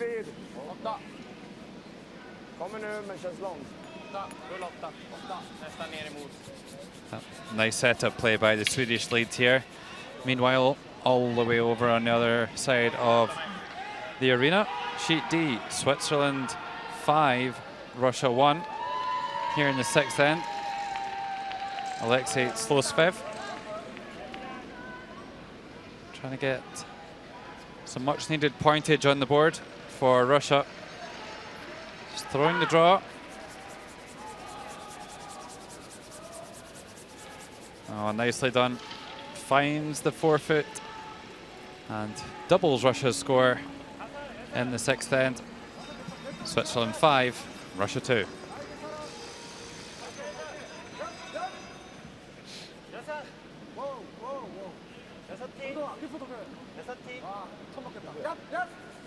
So here's Yoon Ho Nam trying to come around the guard, and they completely lost that.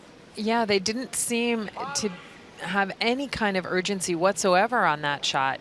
It wasn't too heavy that they couldn't sweep it, because anywhere underneath that corner guard would have worked out okay. I just wonder if maybe there's something we don't know about there. Maybe there was a bit of a pickup there. Yeah, some debris on the ice that possibly changed the direction in the last second.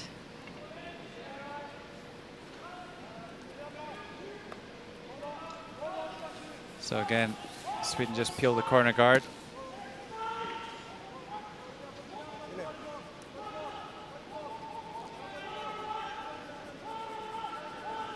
So, and if you're Sweden at this point and you've got off to a big lead early on and you're having to run the game home, you've had a long afternoon beating the world's biggest curling nation. How easy is it to keep your concentration? Yeah, you absolutely have to dig as deep as you can in order to find your focus. You know that this Korean team is struggling. They've only had one win. So you know you're not going to be facing the same kind of matchup that you did this afternoon against the front runner, Team Canada. So finding your concentration level, your focus has got to be of critical importance. And it will only help this team moving through to their next couple of games to close out the round robin and hopefully make the medal rounds. Om du bara sätter den så är det bra också. Dra lite mer fart. 5-8 på förra.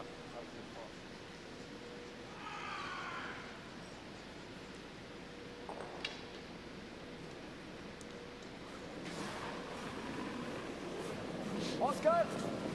Oskar! Hårt, Roger! Bra. Bra.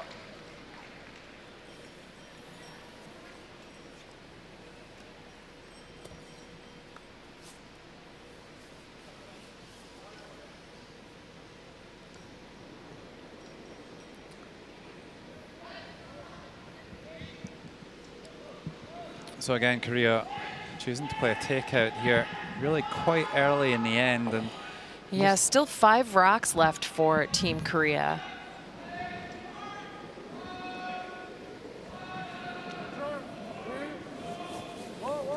It almost feels like they're calling a game that they're happy just to keep it kind of close. And that is a very different type of game than calling a game to actually make a comeback and win. That is a lovely shot, but it allows Team Sweden to throw some power. well, absolutely. We've been talking about keeping the maximum number of stones in play, and they could have played that same shot and also kept another stone in play by playing less weight and just pushing it to the back of the tee line. And I appreciate Team Korea's effort to keep things as simple and to improve maybe their execution by calling those simple shots, but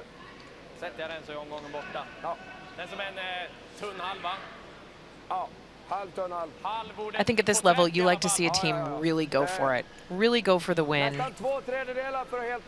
I'm just not getting that feeling from this team out there in their shot selection.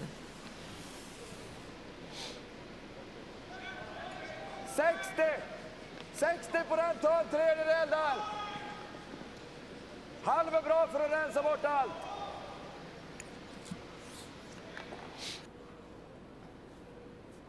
Well, Korea, one of the only nations that they only have nationals on the bench, it would seem.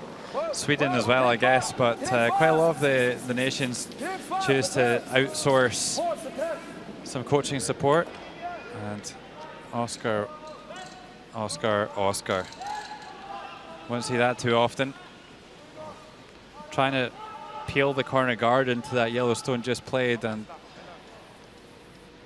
doesn't take care of the basics there and get the top one off. The dreaded silent peel. The only sound being the noise of that roaring rock. No crashes with the opposition rock.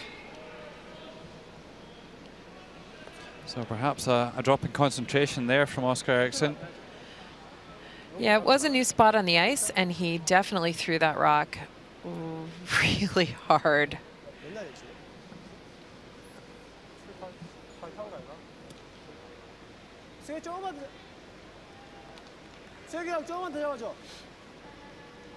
Well, it looks like it might be another takeout here. I think Korea's actually going to draw underneath that red stone on the corner.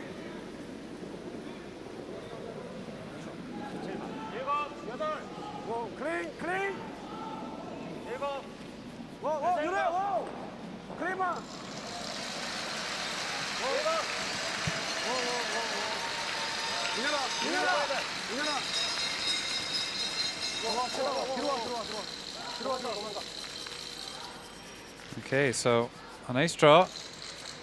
And Korea lying second and third shot here. Samma slag.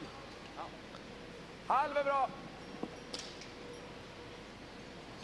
I saw Mark Kennedy throwing a shocker with his first stone earlier on, and then following up with an amazing second shot to clean up his own mess. Yeah. Oscar is going to try and do that very same thing. Well, over on sheet B, how's Oscar's look? Well, only gets 3 stones out of play with that one.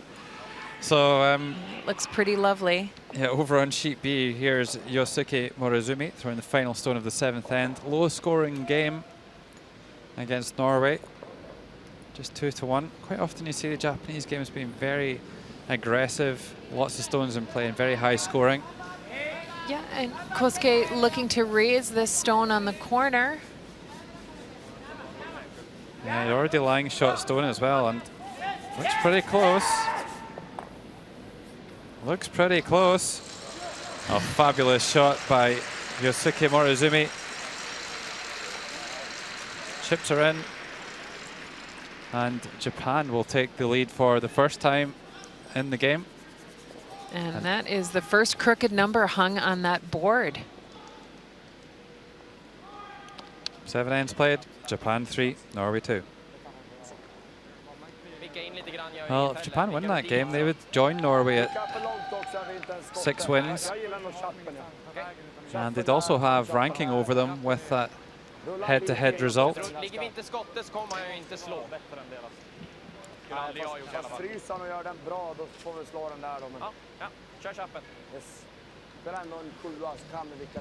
Well, a good draw here by Korea to get the yellow stones well separated and nice and flat in the house.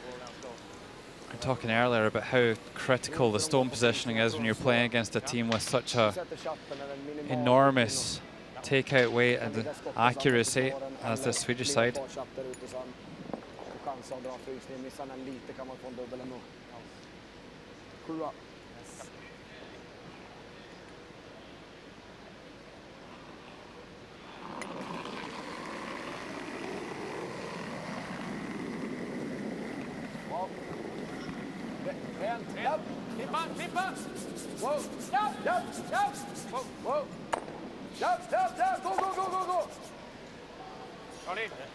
Well, gives himself a chance of having an opportunity at the double the second time.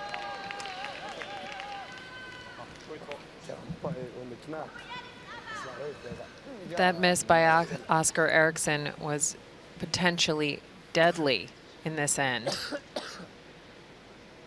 Not taking the corner guard, not taking anything out of the rings. With a nice hit and roll here, Soo-Hyuk Kim can set up another score of 2 in this 7th end.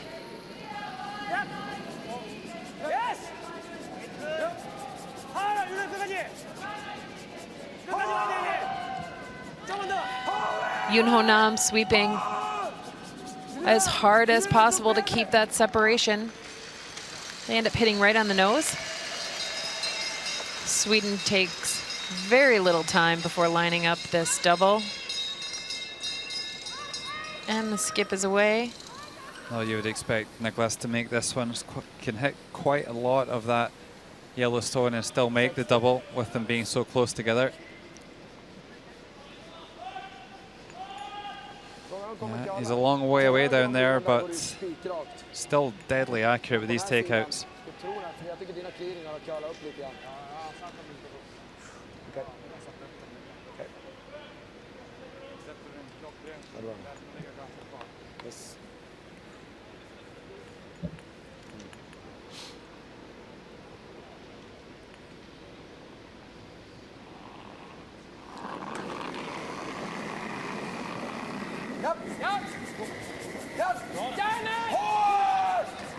Well, Christian Lundström going hard to try and keep this one straight. Gets one. Has he got them both? Of course he does. Lätt. Bra solbrillor. Great shot, Niklas Edin. Ja, lätt. Beautiful double takeout, saving the end for Team Sweden. Den sidan linjen är ju spikratare på träffen. Här kommer den att kala lite. Jag vågar inte sätta den på en fara med kala heller.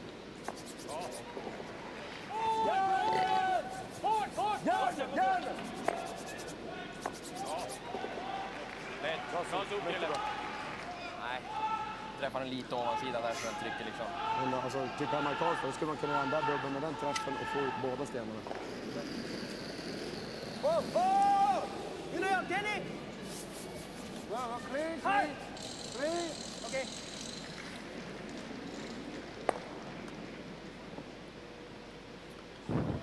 No problems there, and the 7th end is blanked. Korea still trailing Sweden by 3. It's 6-3. Sätt tillbaka den lite och sen då. Jag tycker du har satt dina bra.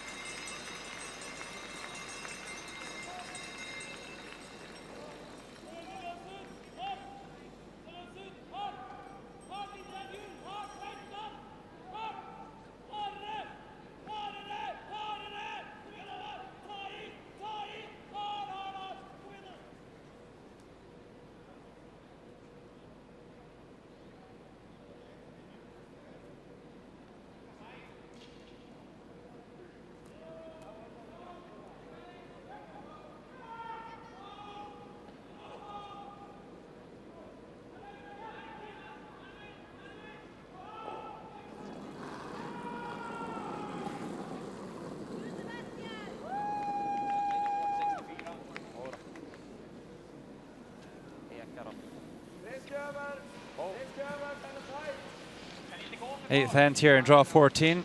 Welcome to the World Men's Curling Championship 2016. Coming to you live from St. Jakobshalle in Basel, Switzerland. I'm Logan Gray, and with me on Swiss Helm. Sweden in full control, really, and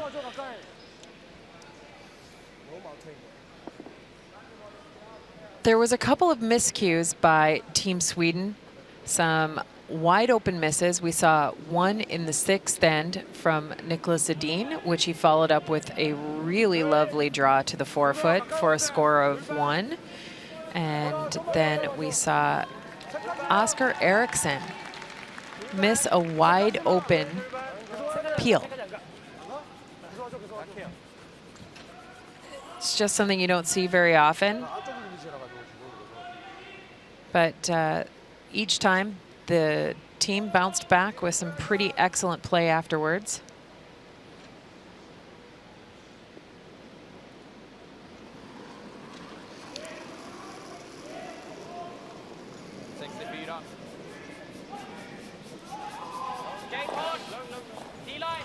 yeah, and of course that was an opportunity that presented himself, but Korea not able to take full advantage. Yeah, and the Korean team has been close. Every end they've been close, but I think there's always been a tactical error, maybe a little conservative shot calling, coupled with a little bit of trouble with execution.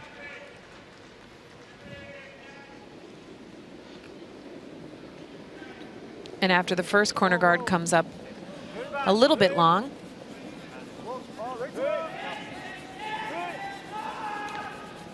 The lead is going to put another corner guard up on the same side, slightly tighter, closer to the rings, right on top of that LGT logo.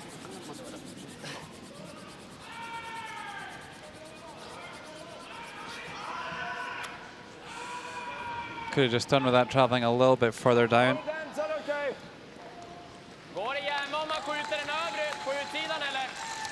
Yeah, with those rocks only a couple of feet apart, the double peel is available.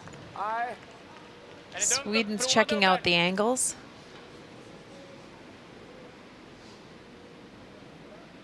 Well, I think the thing is that the longest guard, I don't think really bothers Nicholas. It's so high that anything that did get in behind would still be easily accessed.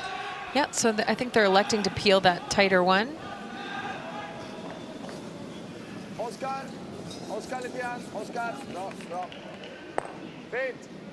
Thank you.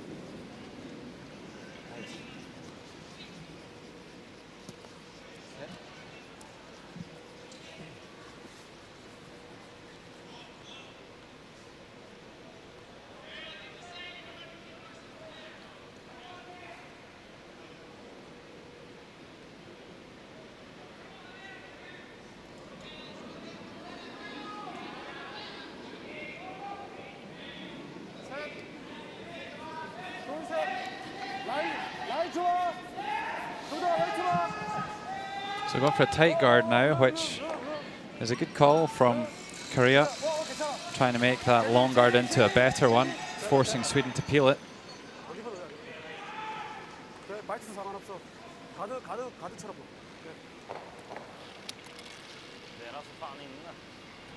Going to move some brushes around.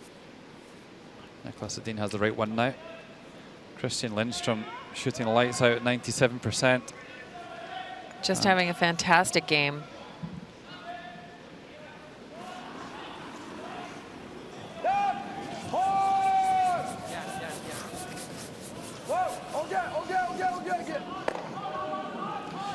Oh, another mistake there by Sweden on the peels. Don't think I've seen them miss 2 peels in a whole season, never mind in 2 ends.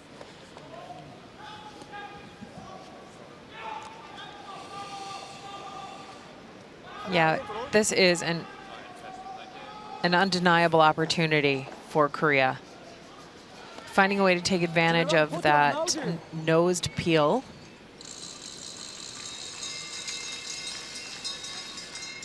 It's pretty vital.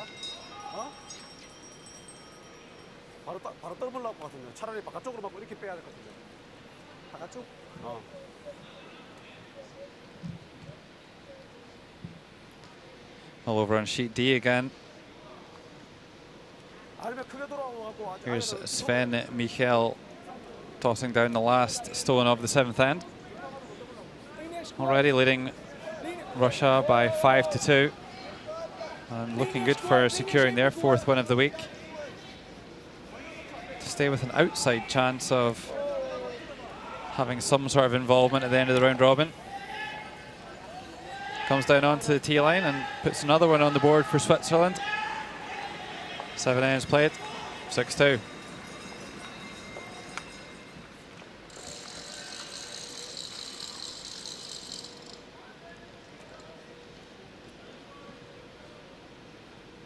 Back to Korea. So they're going to make a play on that top red.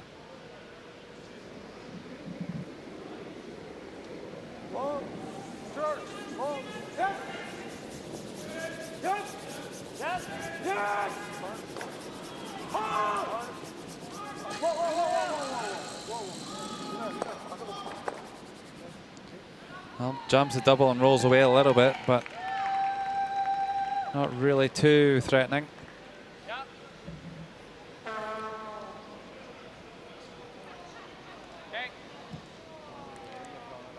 Yeah, it sets Sweden up to sit 1 and 2 with a tough angle on the double heading into the back end stones.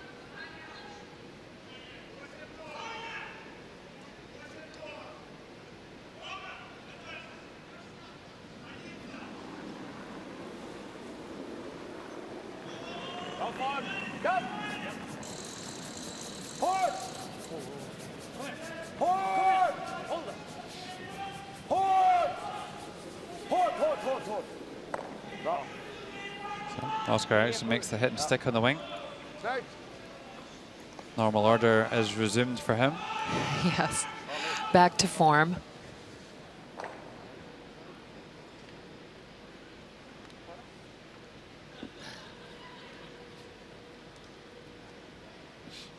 Oscar outplaying Park 79 to 68. Neither third having an extremely stellar game.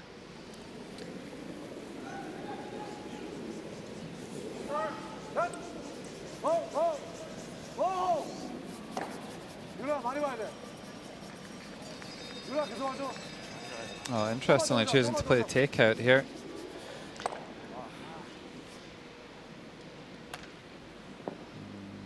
Bit of a head scratcher, that one. Yeah, really letting Sweden off the hook. Just absolutely letting them off the hook with that shot.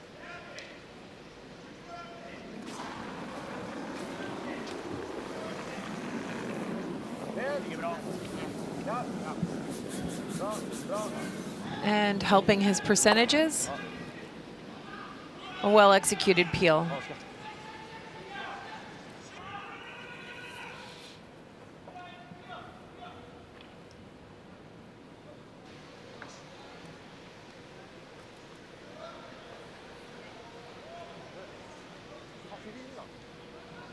가기 좀 힘들다, 형.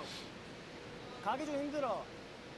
Well, Korea haven't left himself a great deal to work with. There's that long cornerish center guard that's kicking around, but it's extremely long. And as we said earlier, the guards really need to be tight to the house to be effective in these ace conditions. Yeah, and the good news for Sweden is that actually that kind of stuffed peel, as it were, the rock that hung around, sits in a place that doesn't allow Korea the in-turn draw underneath the cornered rock. Doesn't quite get hidden. It was a nice line if that had been a little bit lighter. Pretty even at skip position, 80 each.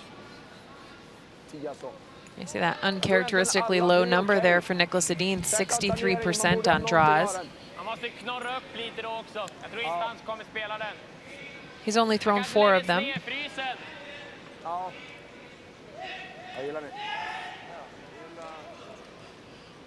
Well, of course, thinking back, there was that freeze attempt a couple of ends ago where he presented Korea with a center guard. So that was a clear miss on that one. That will definitely have hurt the stats.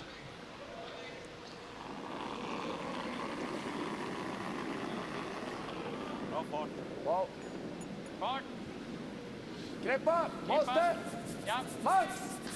Järnet för att ligga kvar! Hårt!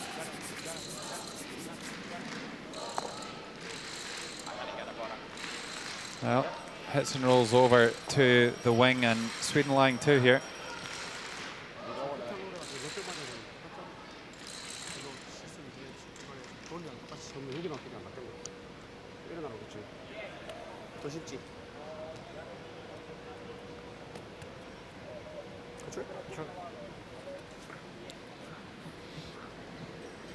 Well, this looks exciting.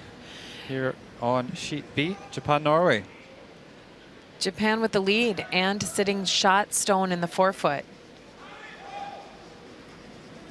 Norwegian skip Thomas Olsrud needs half into the forefoot to take a point and tie this game up in the 8th end.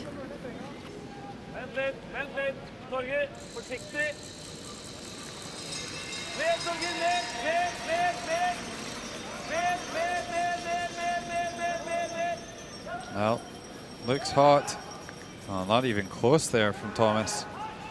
So maybe they've relaxed a little bit too much after their halftime break. They now trail Japan by 4 shots to 2.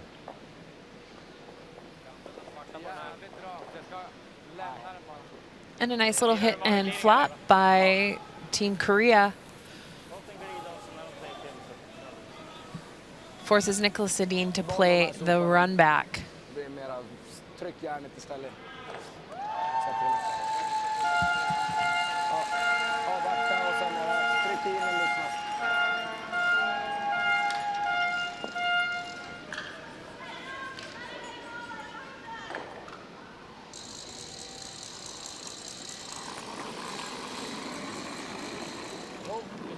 So just a short run here for Nicholas Sedin. We want to make sure he makes this and not give Korea a sniff. And he makes it absolutely perfect.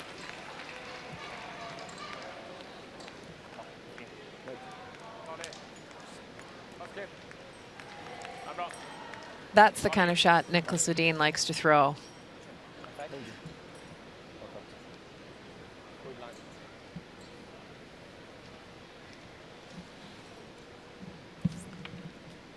Team Korea hoping their skip likes to throw a draw to the forefoot.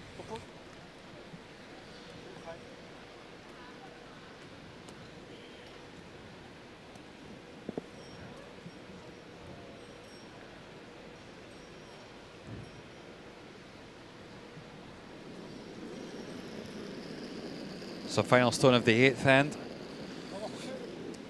라인 괜찮아요. 웨이트만. 위지. 미쳐라. 라인 좋아요.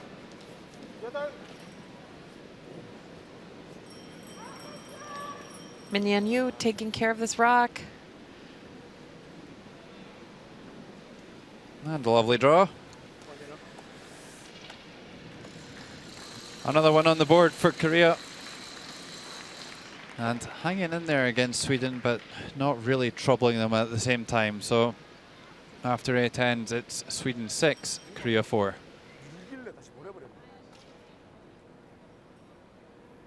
저 4번 돌렸지.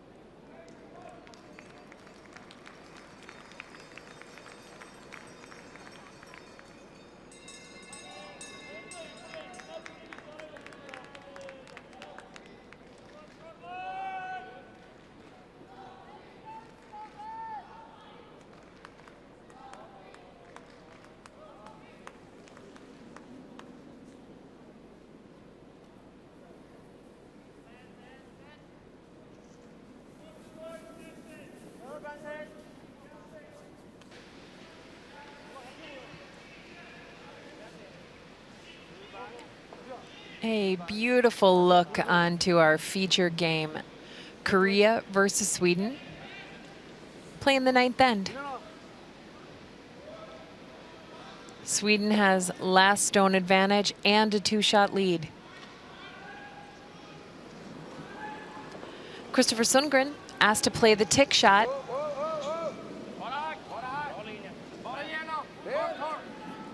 Just looking for backline to hack weight. Crossing the face of this stone, trying to move it off the center line.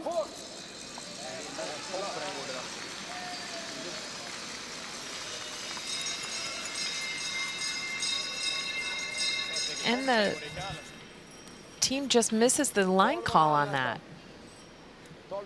was seemingly well thrown. They waited most of the way down the sheet before sweeping. And right at the end, moved hard on him, and another miss.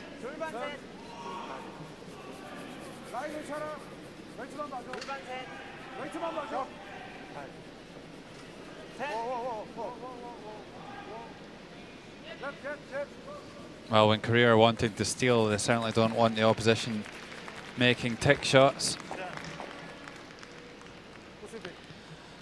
As that's the first one we've seen, and maybe you could explain why they're not just removing those yellow stones. These games are all played with the free guard zone rule in effect, a standard rule of play. Any rock that is not touching the scoring zone cannot be removed from play, but they can be moved around. And as you will see here, Sweden just trying to tick that rock out of the way.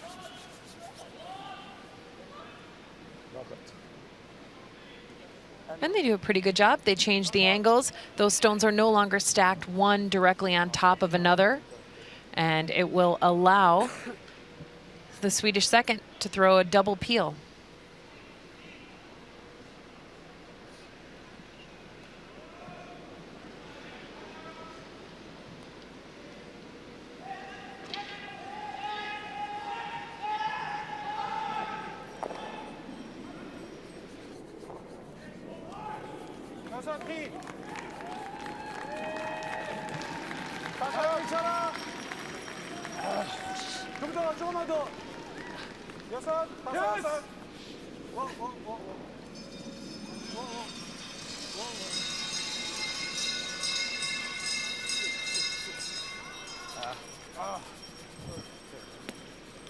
Well, still okay there from Korea. I think they'd prefer to be away down there than right next to the yellow at the front of the house. So keeping good separation on the yellow stones at least.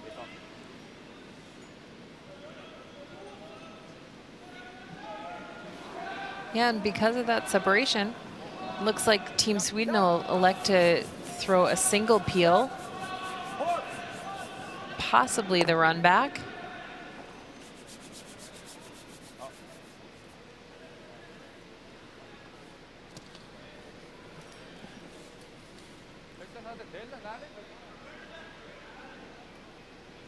So just before this game,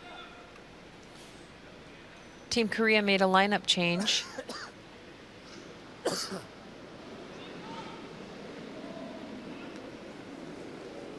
And this is the first game here at the World Championships for Min Yeon-yu.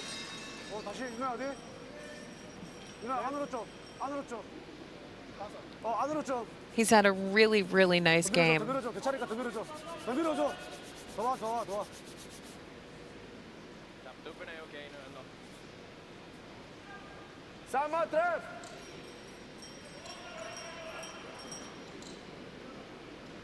Well, that one drifts into the house, and Christian Lindstrom with a chance to make the double takeout.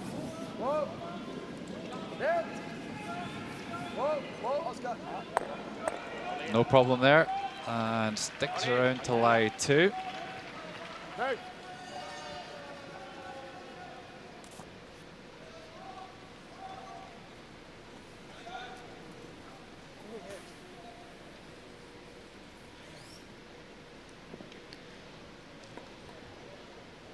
Well, they don't have to put it on the center line. They could put it behind the guard that's there and kind of work their way up there a little bit. It's a little bit long at the moment, that yellow guard, to make the straight draw, so they need to try and find a way to make a better guard. Yeah, this is a nice awareness that they need a guard, that they are all in, only two ends remaining, and needing to steal, and steal in an extra in order to win this game.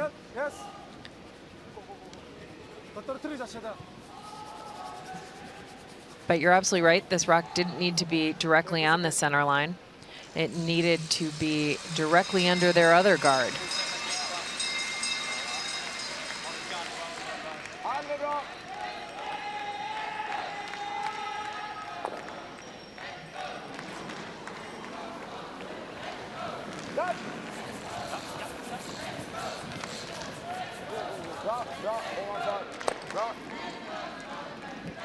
Off again with the guard.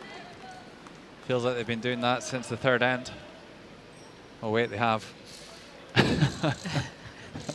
They had a 4-0 lead by the third end. But Sweden was gambling a little bit in a couple of the ends, playing the freeze in 4. 2점 차라서 지금 싸워야 될 것 같아.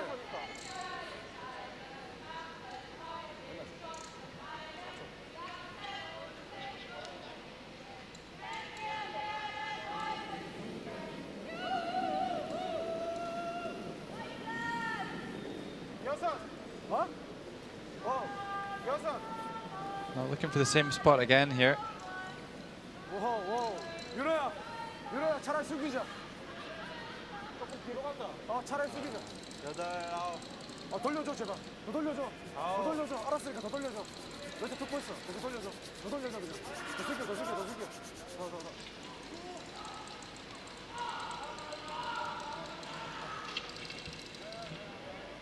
Jag tycker det är bättre att få bort den.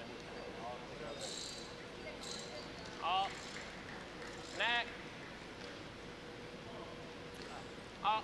Well, Korea found the better line on this one and getting it behind the guard, which is what they needed to do. Just travelled in a little bit too far.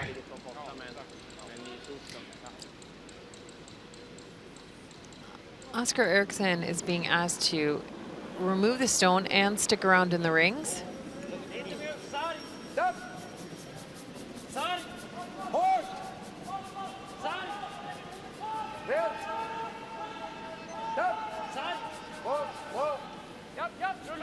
I might be advocating for that rock to roll all the way out of play. They might have been a little concerned by the guard it was under. They came quite close to it.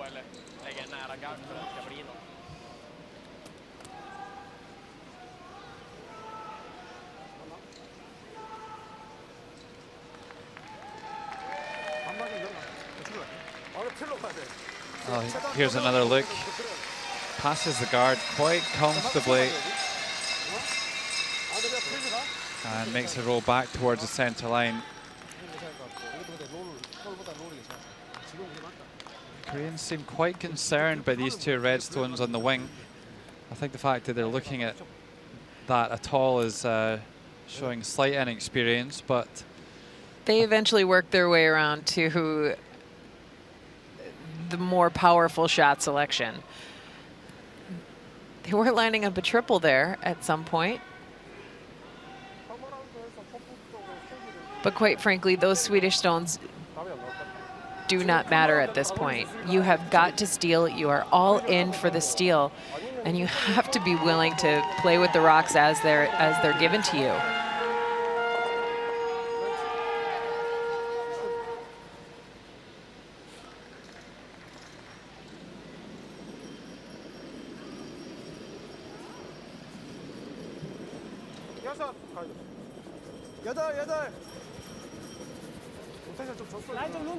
Now we've seen a couple of good draws from Kim. Needs a really good one here if he wants to force a mistake from Niklas Edin. This team is really working this rock for some weight. They've got great line.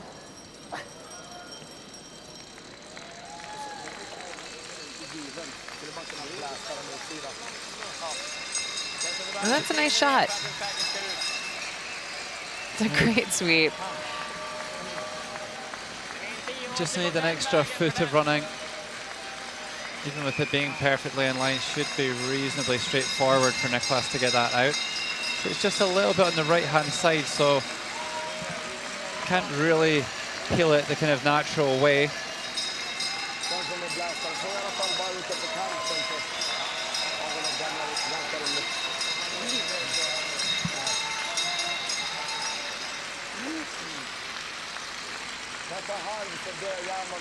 So there we go, handshakes on sheet D.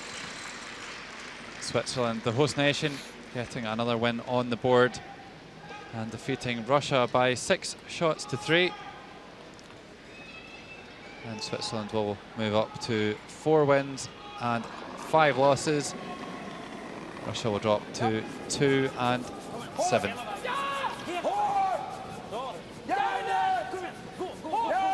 Nicholas trying to pick this off the top. Oh, nicely done. And well done to remove all the rocks in the back of the rings there.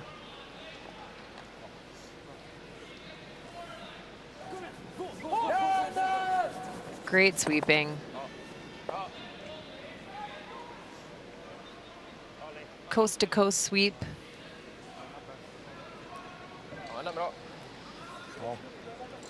Jag kom ut lite slider men jag höll kvar den ändå där ute. Så. Tänkte bara det är ingen risk för blazen i alla fall för den ligger redan på plats. Liksom. Ligger man blazar där och lobbar på en till där. Då är det ju vinkel på båda sitter också. Rakt eller 4/5 frys så. Fan behövt dra.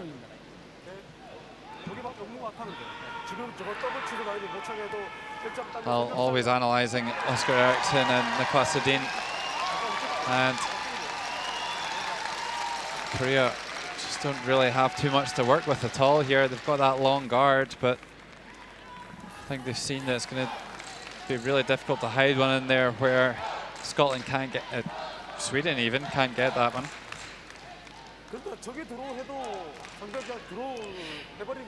It was a nice process to have the whole team down there, though, understanding how critical the positioning of this rock is, making sure your sweepers and your front end know exactly where it needs to be. They have to be shot stone, they have to be behind the guard, and they have to be high in the house. Okay, so perhaps just touching the 8-foot circle would be good enough here for Kim.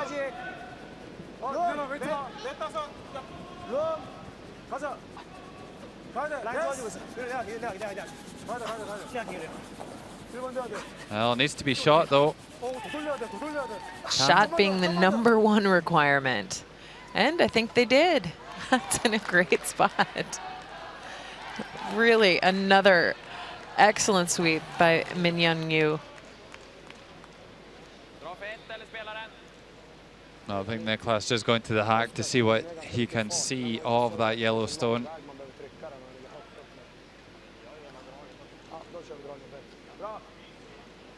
And he called for the draw. He is unable to see any of it or enough of it.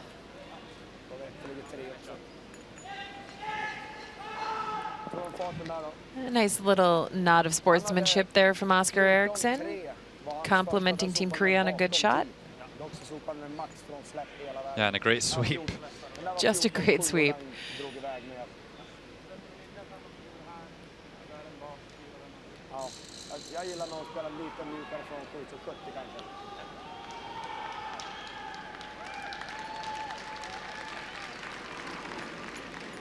We've seen a few nice out-turn draws from Niklas. He's going to need another one here in the 9th end. Final stone.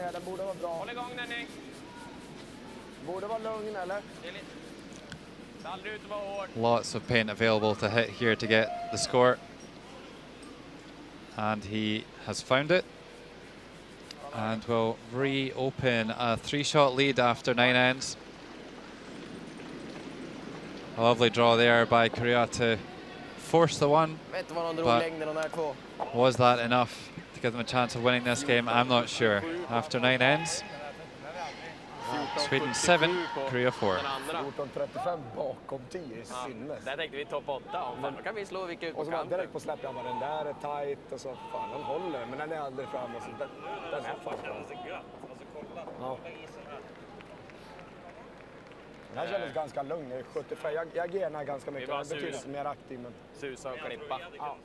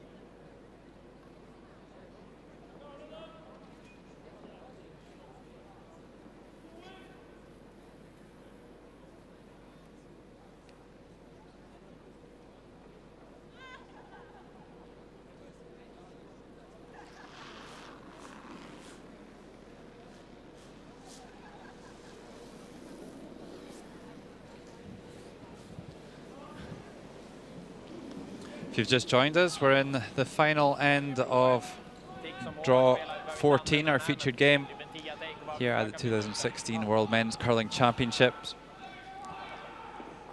in St. Jakobshalle in Basel, Switzerland. Sweden and Korea. Sweden have been up since early on after those back-to-back deuces in the first two ends, and are leading 7-4 coming home. Korea with the last stone. And Sweden just tossing away their first stone. Throwing that first rock through the rings, leaving no help for Team Korea whatsoever. And making the same choice on the second rock. That 3-point lead really dictating this. They are happy to hit their way out of this game.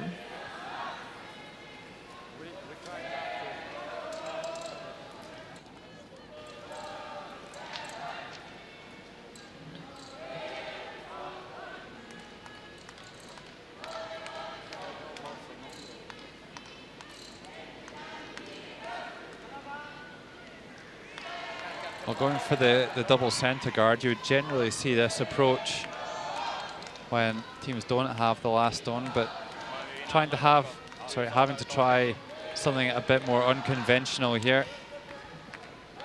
Yeah, slightly unorthodox, but knowing how good Sweden is at making peels, crosshouse peels, they are going to look for any kind of unique advantage.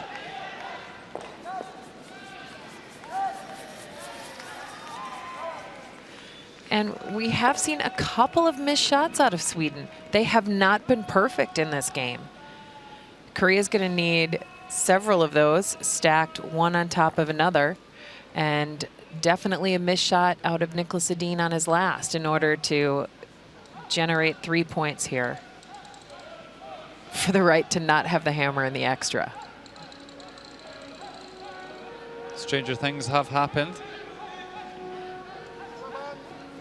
Seem to remember a game in the early 2000s between a young John Morris and Russ Howard, and John Morris was three up down the last and lost a 4. So even happens to the best. Yeah, Olympic champion, world champion. And I don't think that's over. I can tell by the body language, and it gets kicked away with a laugh. But I can tell you one of the really great things about this Korean team tonight is that their energy has been much more relaxed and composed than some of the earlier games in the round robin. Maybe knowing where their standing is, that the pressure's off a little bit.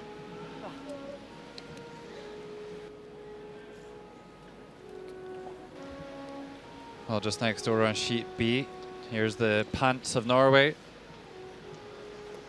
And trailing Japan by 4 shots to 2. Thomas Ulsrud with the final stone of the 9th end. Looking for a delicate little hit and stick. Navigating one of his own stones in the back of the ring successfully. Takes 2 and ties that game up. Japan with the hammer playing 10. Well, an important shot played there by Thomas Ulsrud. And looks like Korea are resigned to their fate here in this 10th end. They're just going to start tossing stones into the rings and hoping for some disastrous Swedish play.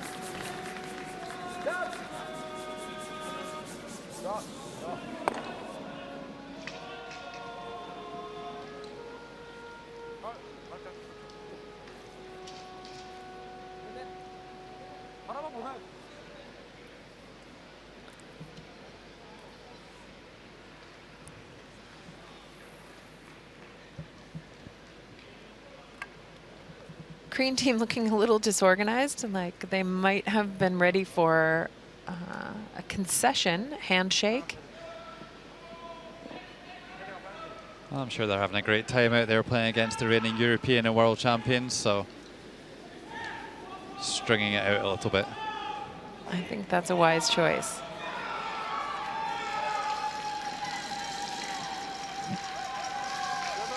Just another draw into the paint.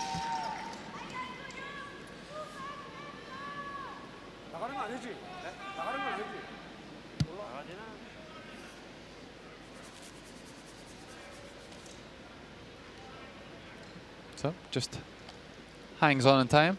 Trying to hide one in the wide open back corner of the rings. Well, it's a little bit further away from the hack. Something else could go wrong in those extra few feet. Right? Although with this kind of weight,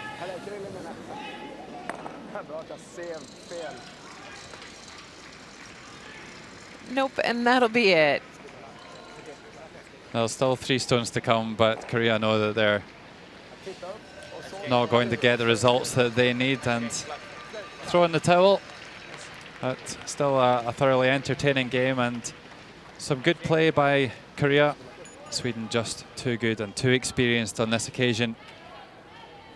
And having run them out of stones in the 10th end, Sweden take this one down by a scoreline of 7 shots to 4.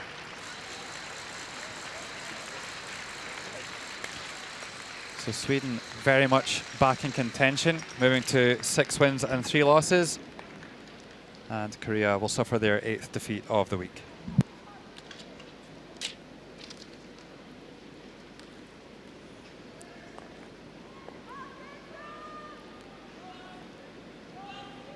Stay with us for the key shots of the game and an interview with Nicholas Edin. But before that, we're going to take a look at the last rock for Team Norway, trying to steal the win from Team Japan.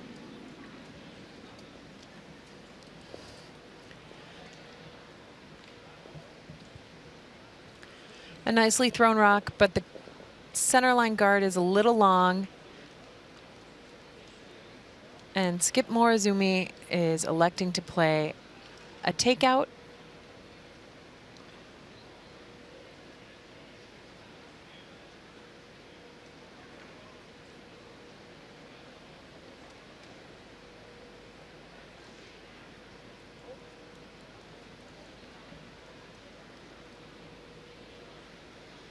And that's a great look at that long guard. A beautiful draw by Thomas Olsrud from Norway.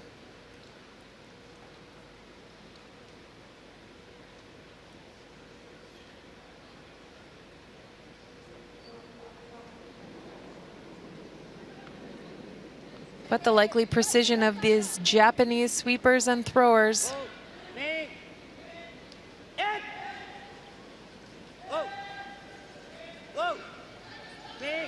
Will give Team Japan a big shot and cap off a huge 2-win day for Japan, taking them to 6-3 in the standings and moving in front of Team Norway, who stands at 6-3 as well.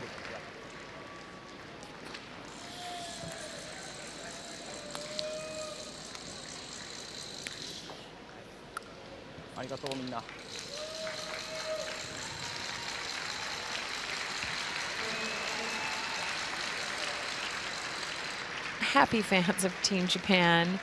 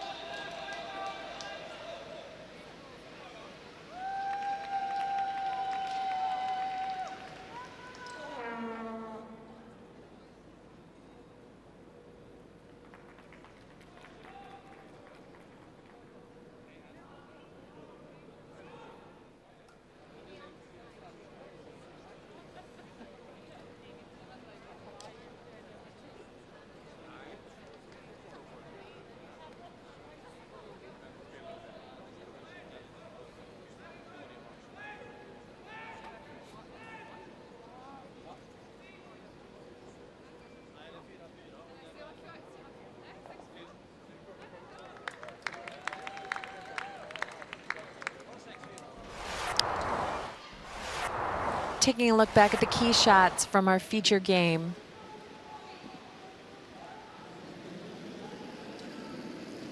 Korean skip Soo-hyuk Kim.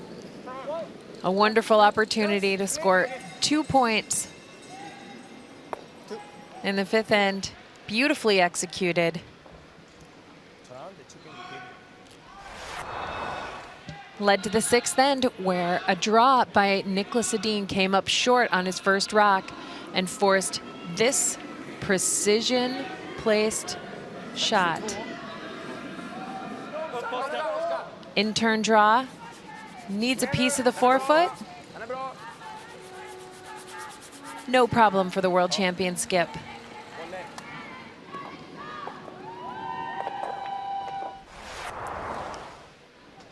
The eighth end saw a beautiful run back by Nicholas Sedin, forcing Korea to a precision draw of their own.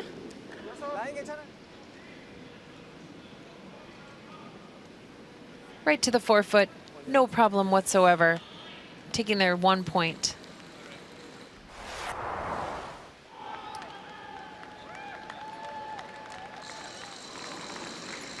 The ninth end was an opportunity to open the game wide up for Sweden. Needing only part of the 8-foot, Nicholas Sedin finds the full 4-foot and a 3-point lead for Team Sweden, which they will hold through the 10th end. 2 handshakes and a 7-4 victory. Team Sweden over Team Korea.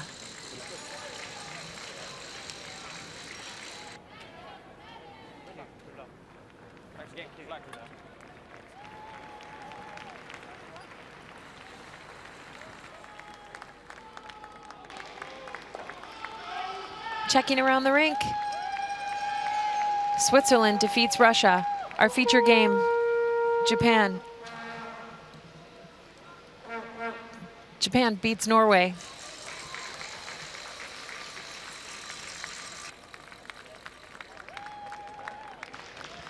Taking a look at our standings. Canada still on top with an 8-1 record, followed closely by a chase for the playoffs between Denmark, Japan, Norway, Sweden, and the United States, all at 6-3. Closely trailed, Finland, Switzerland, Scotland, looking for some miracles tomorrow in order to stay alive.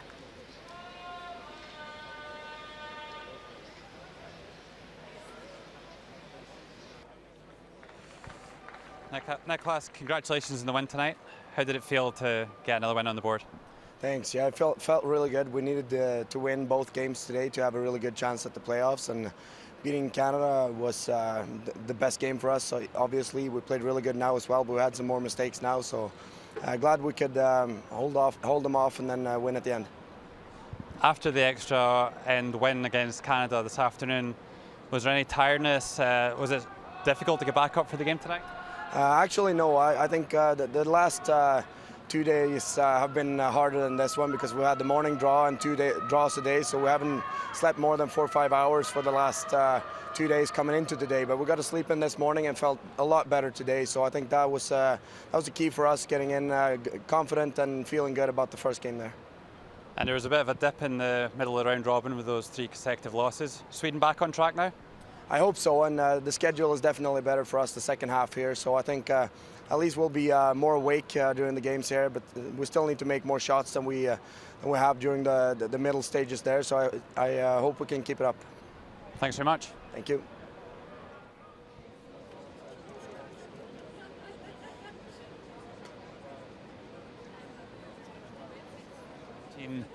By a scoreline of 7-4, and getting their 6th win of the week.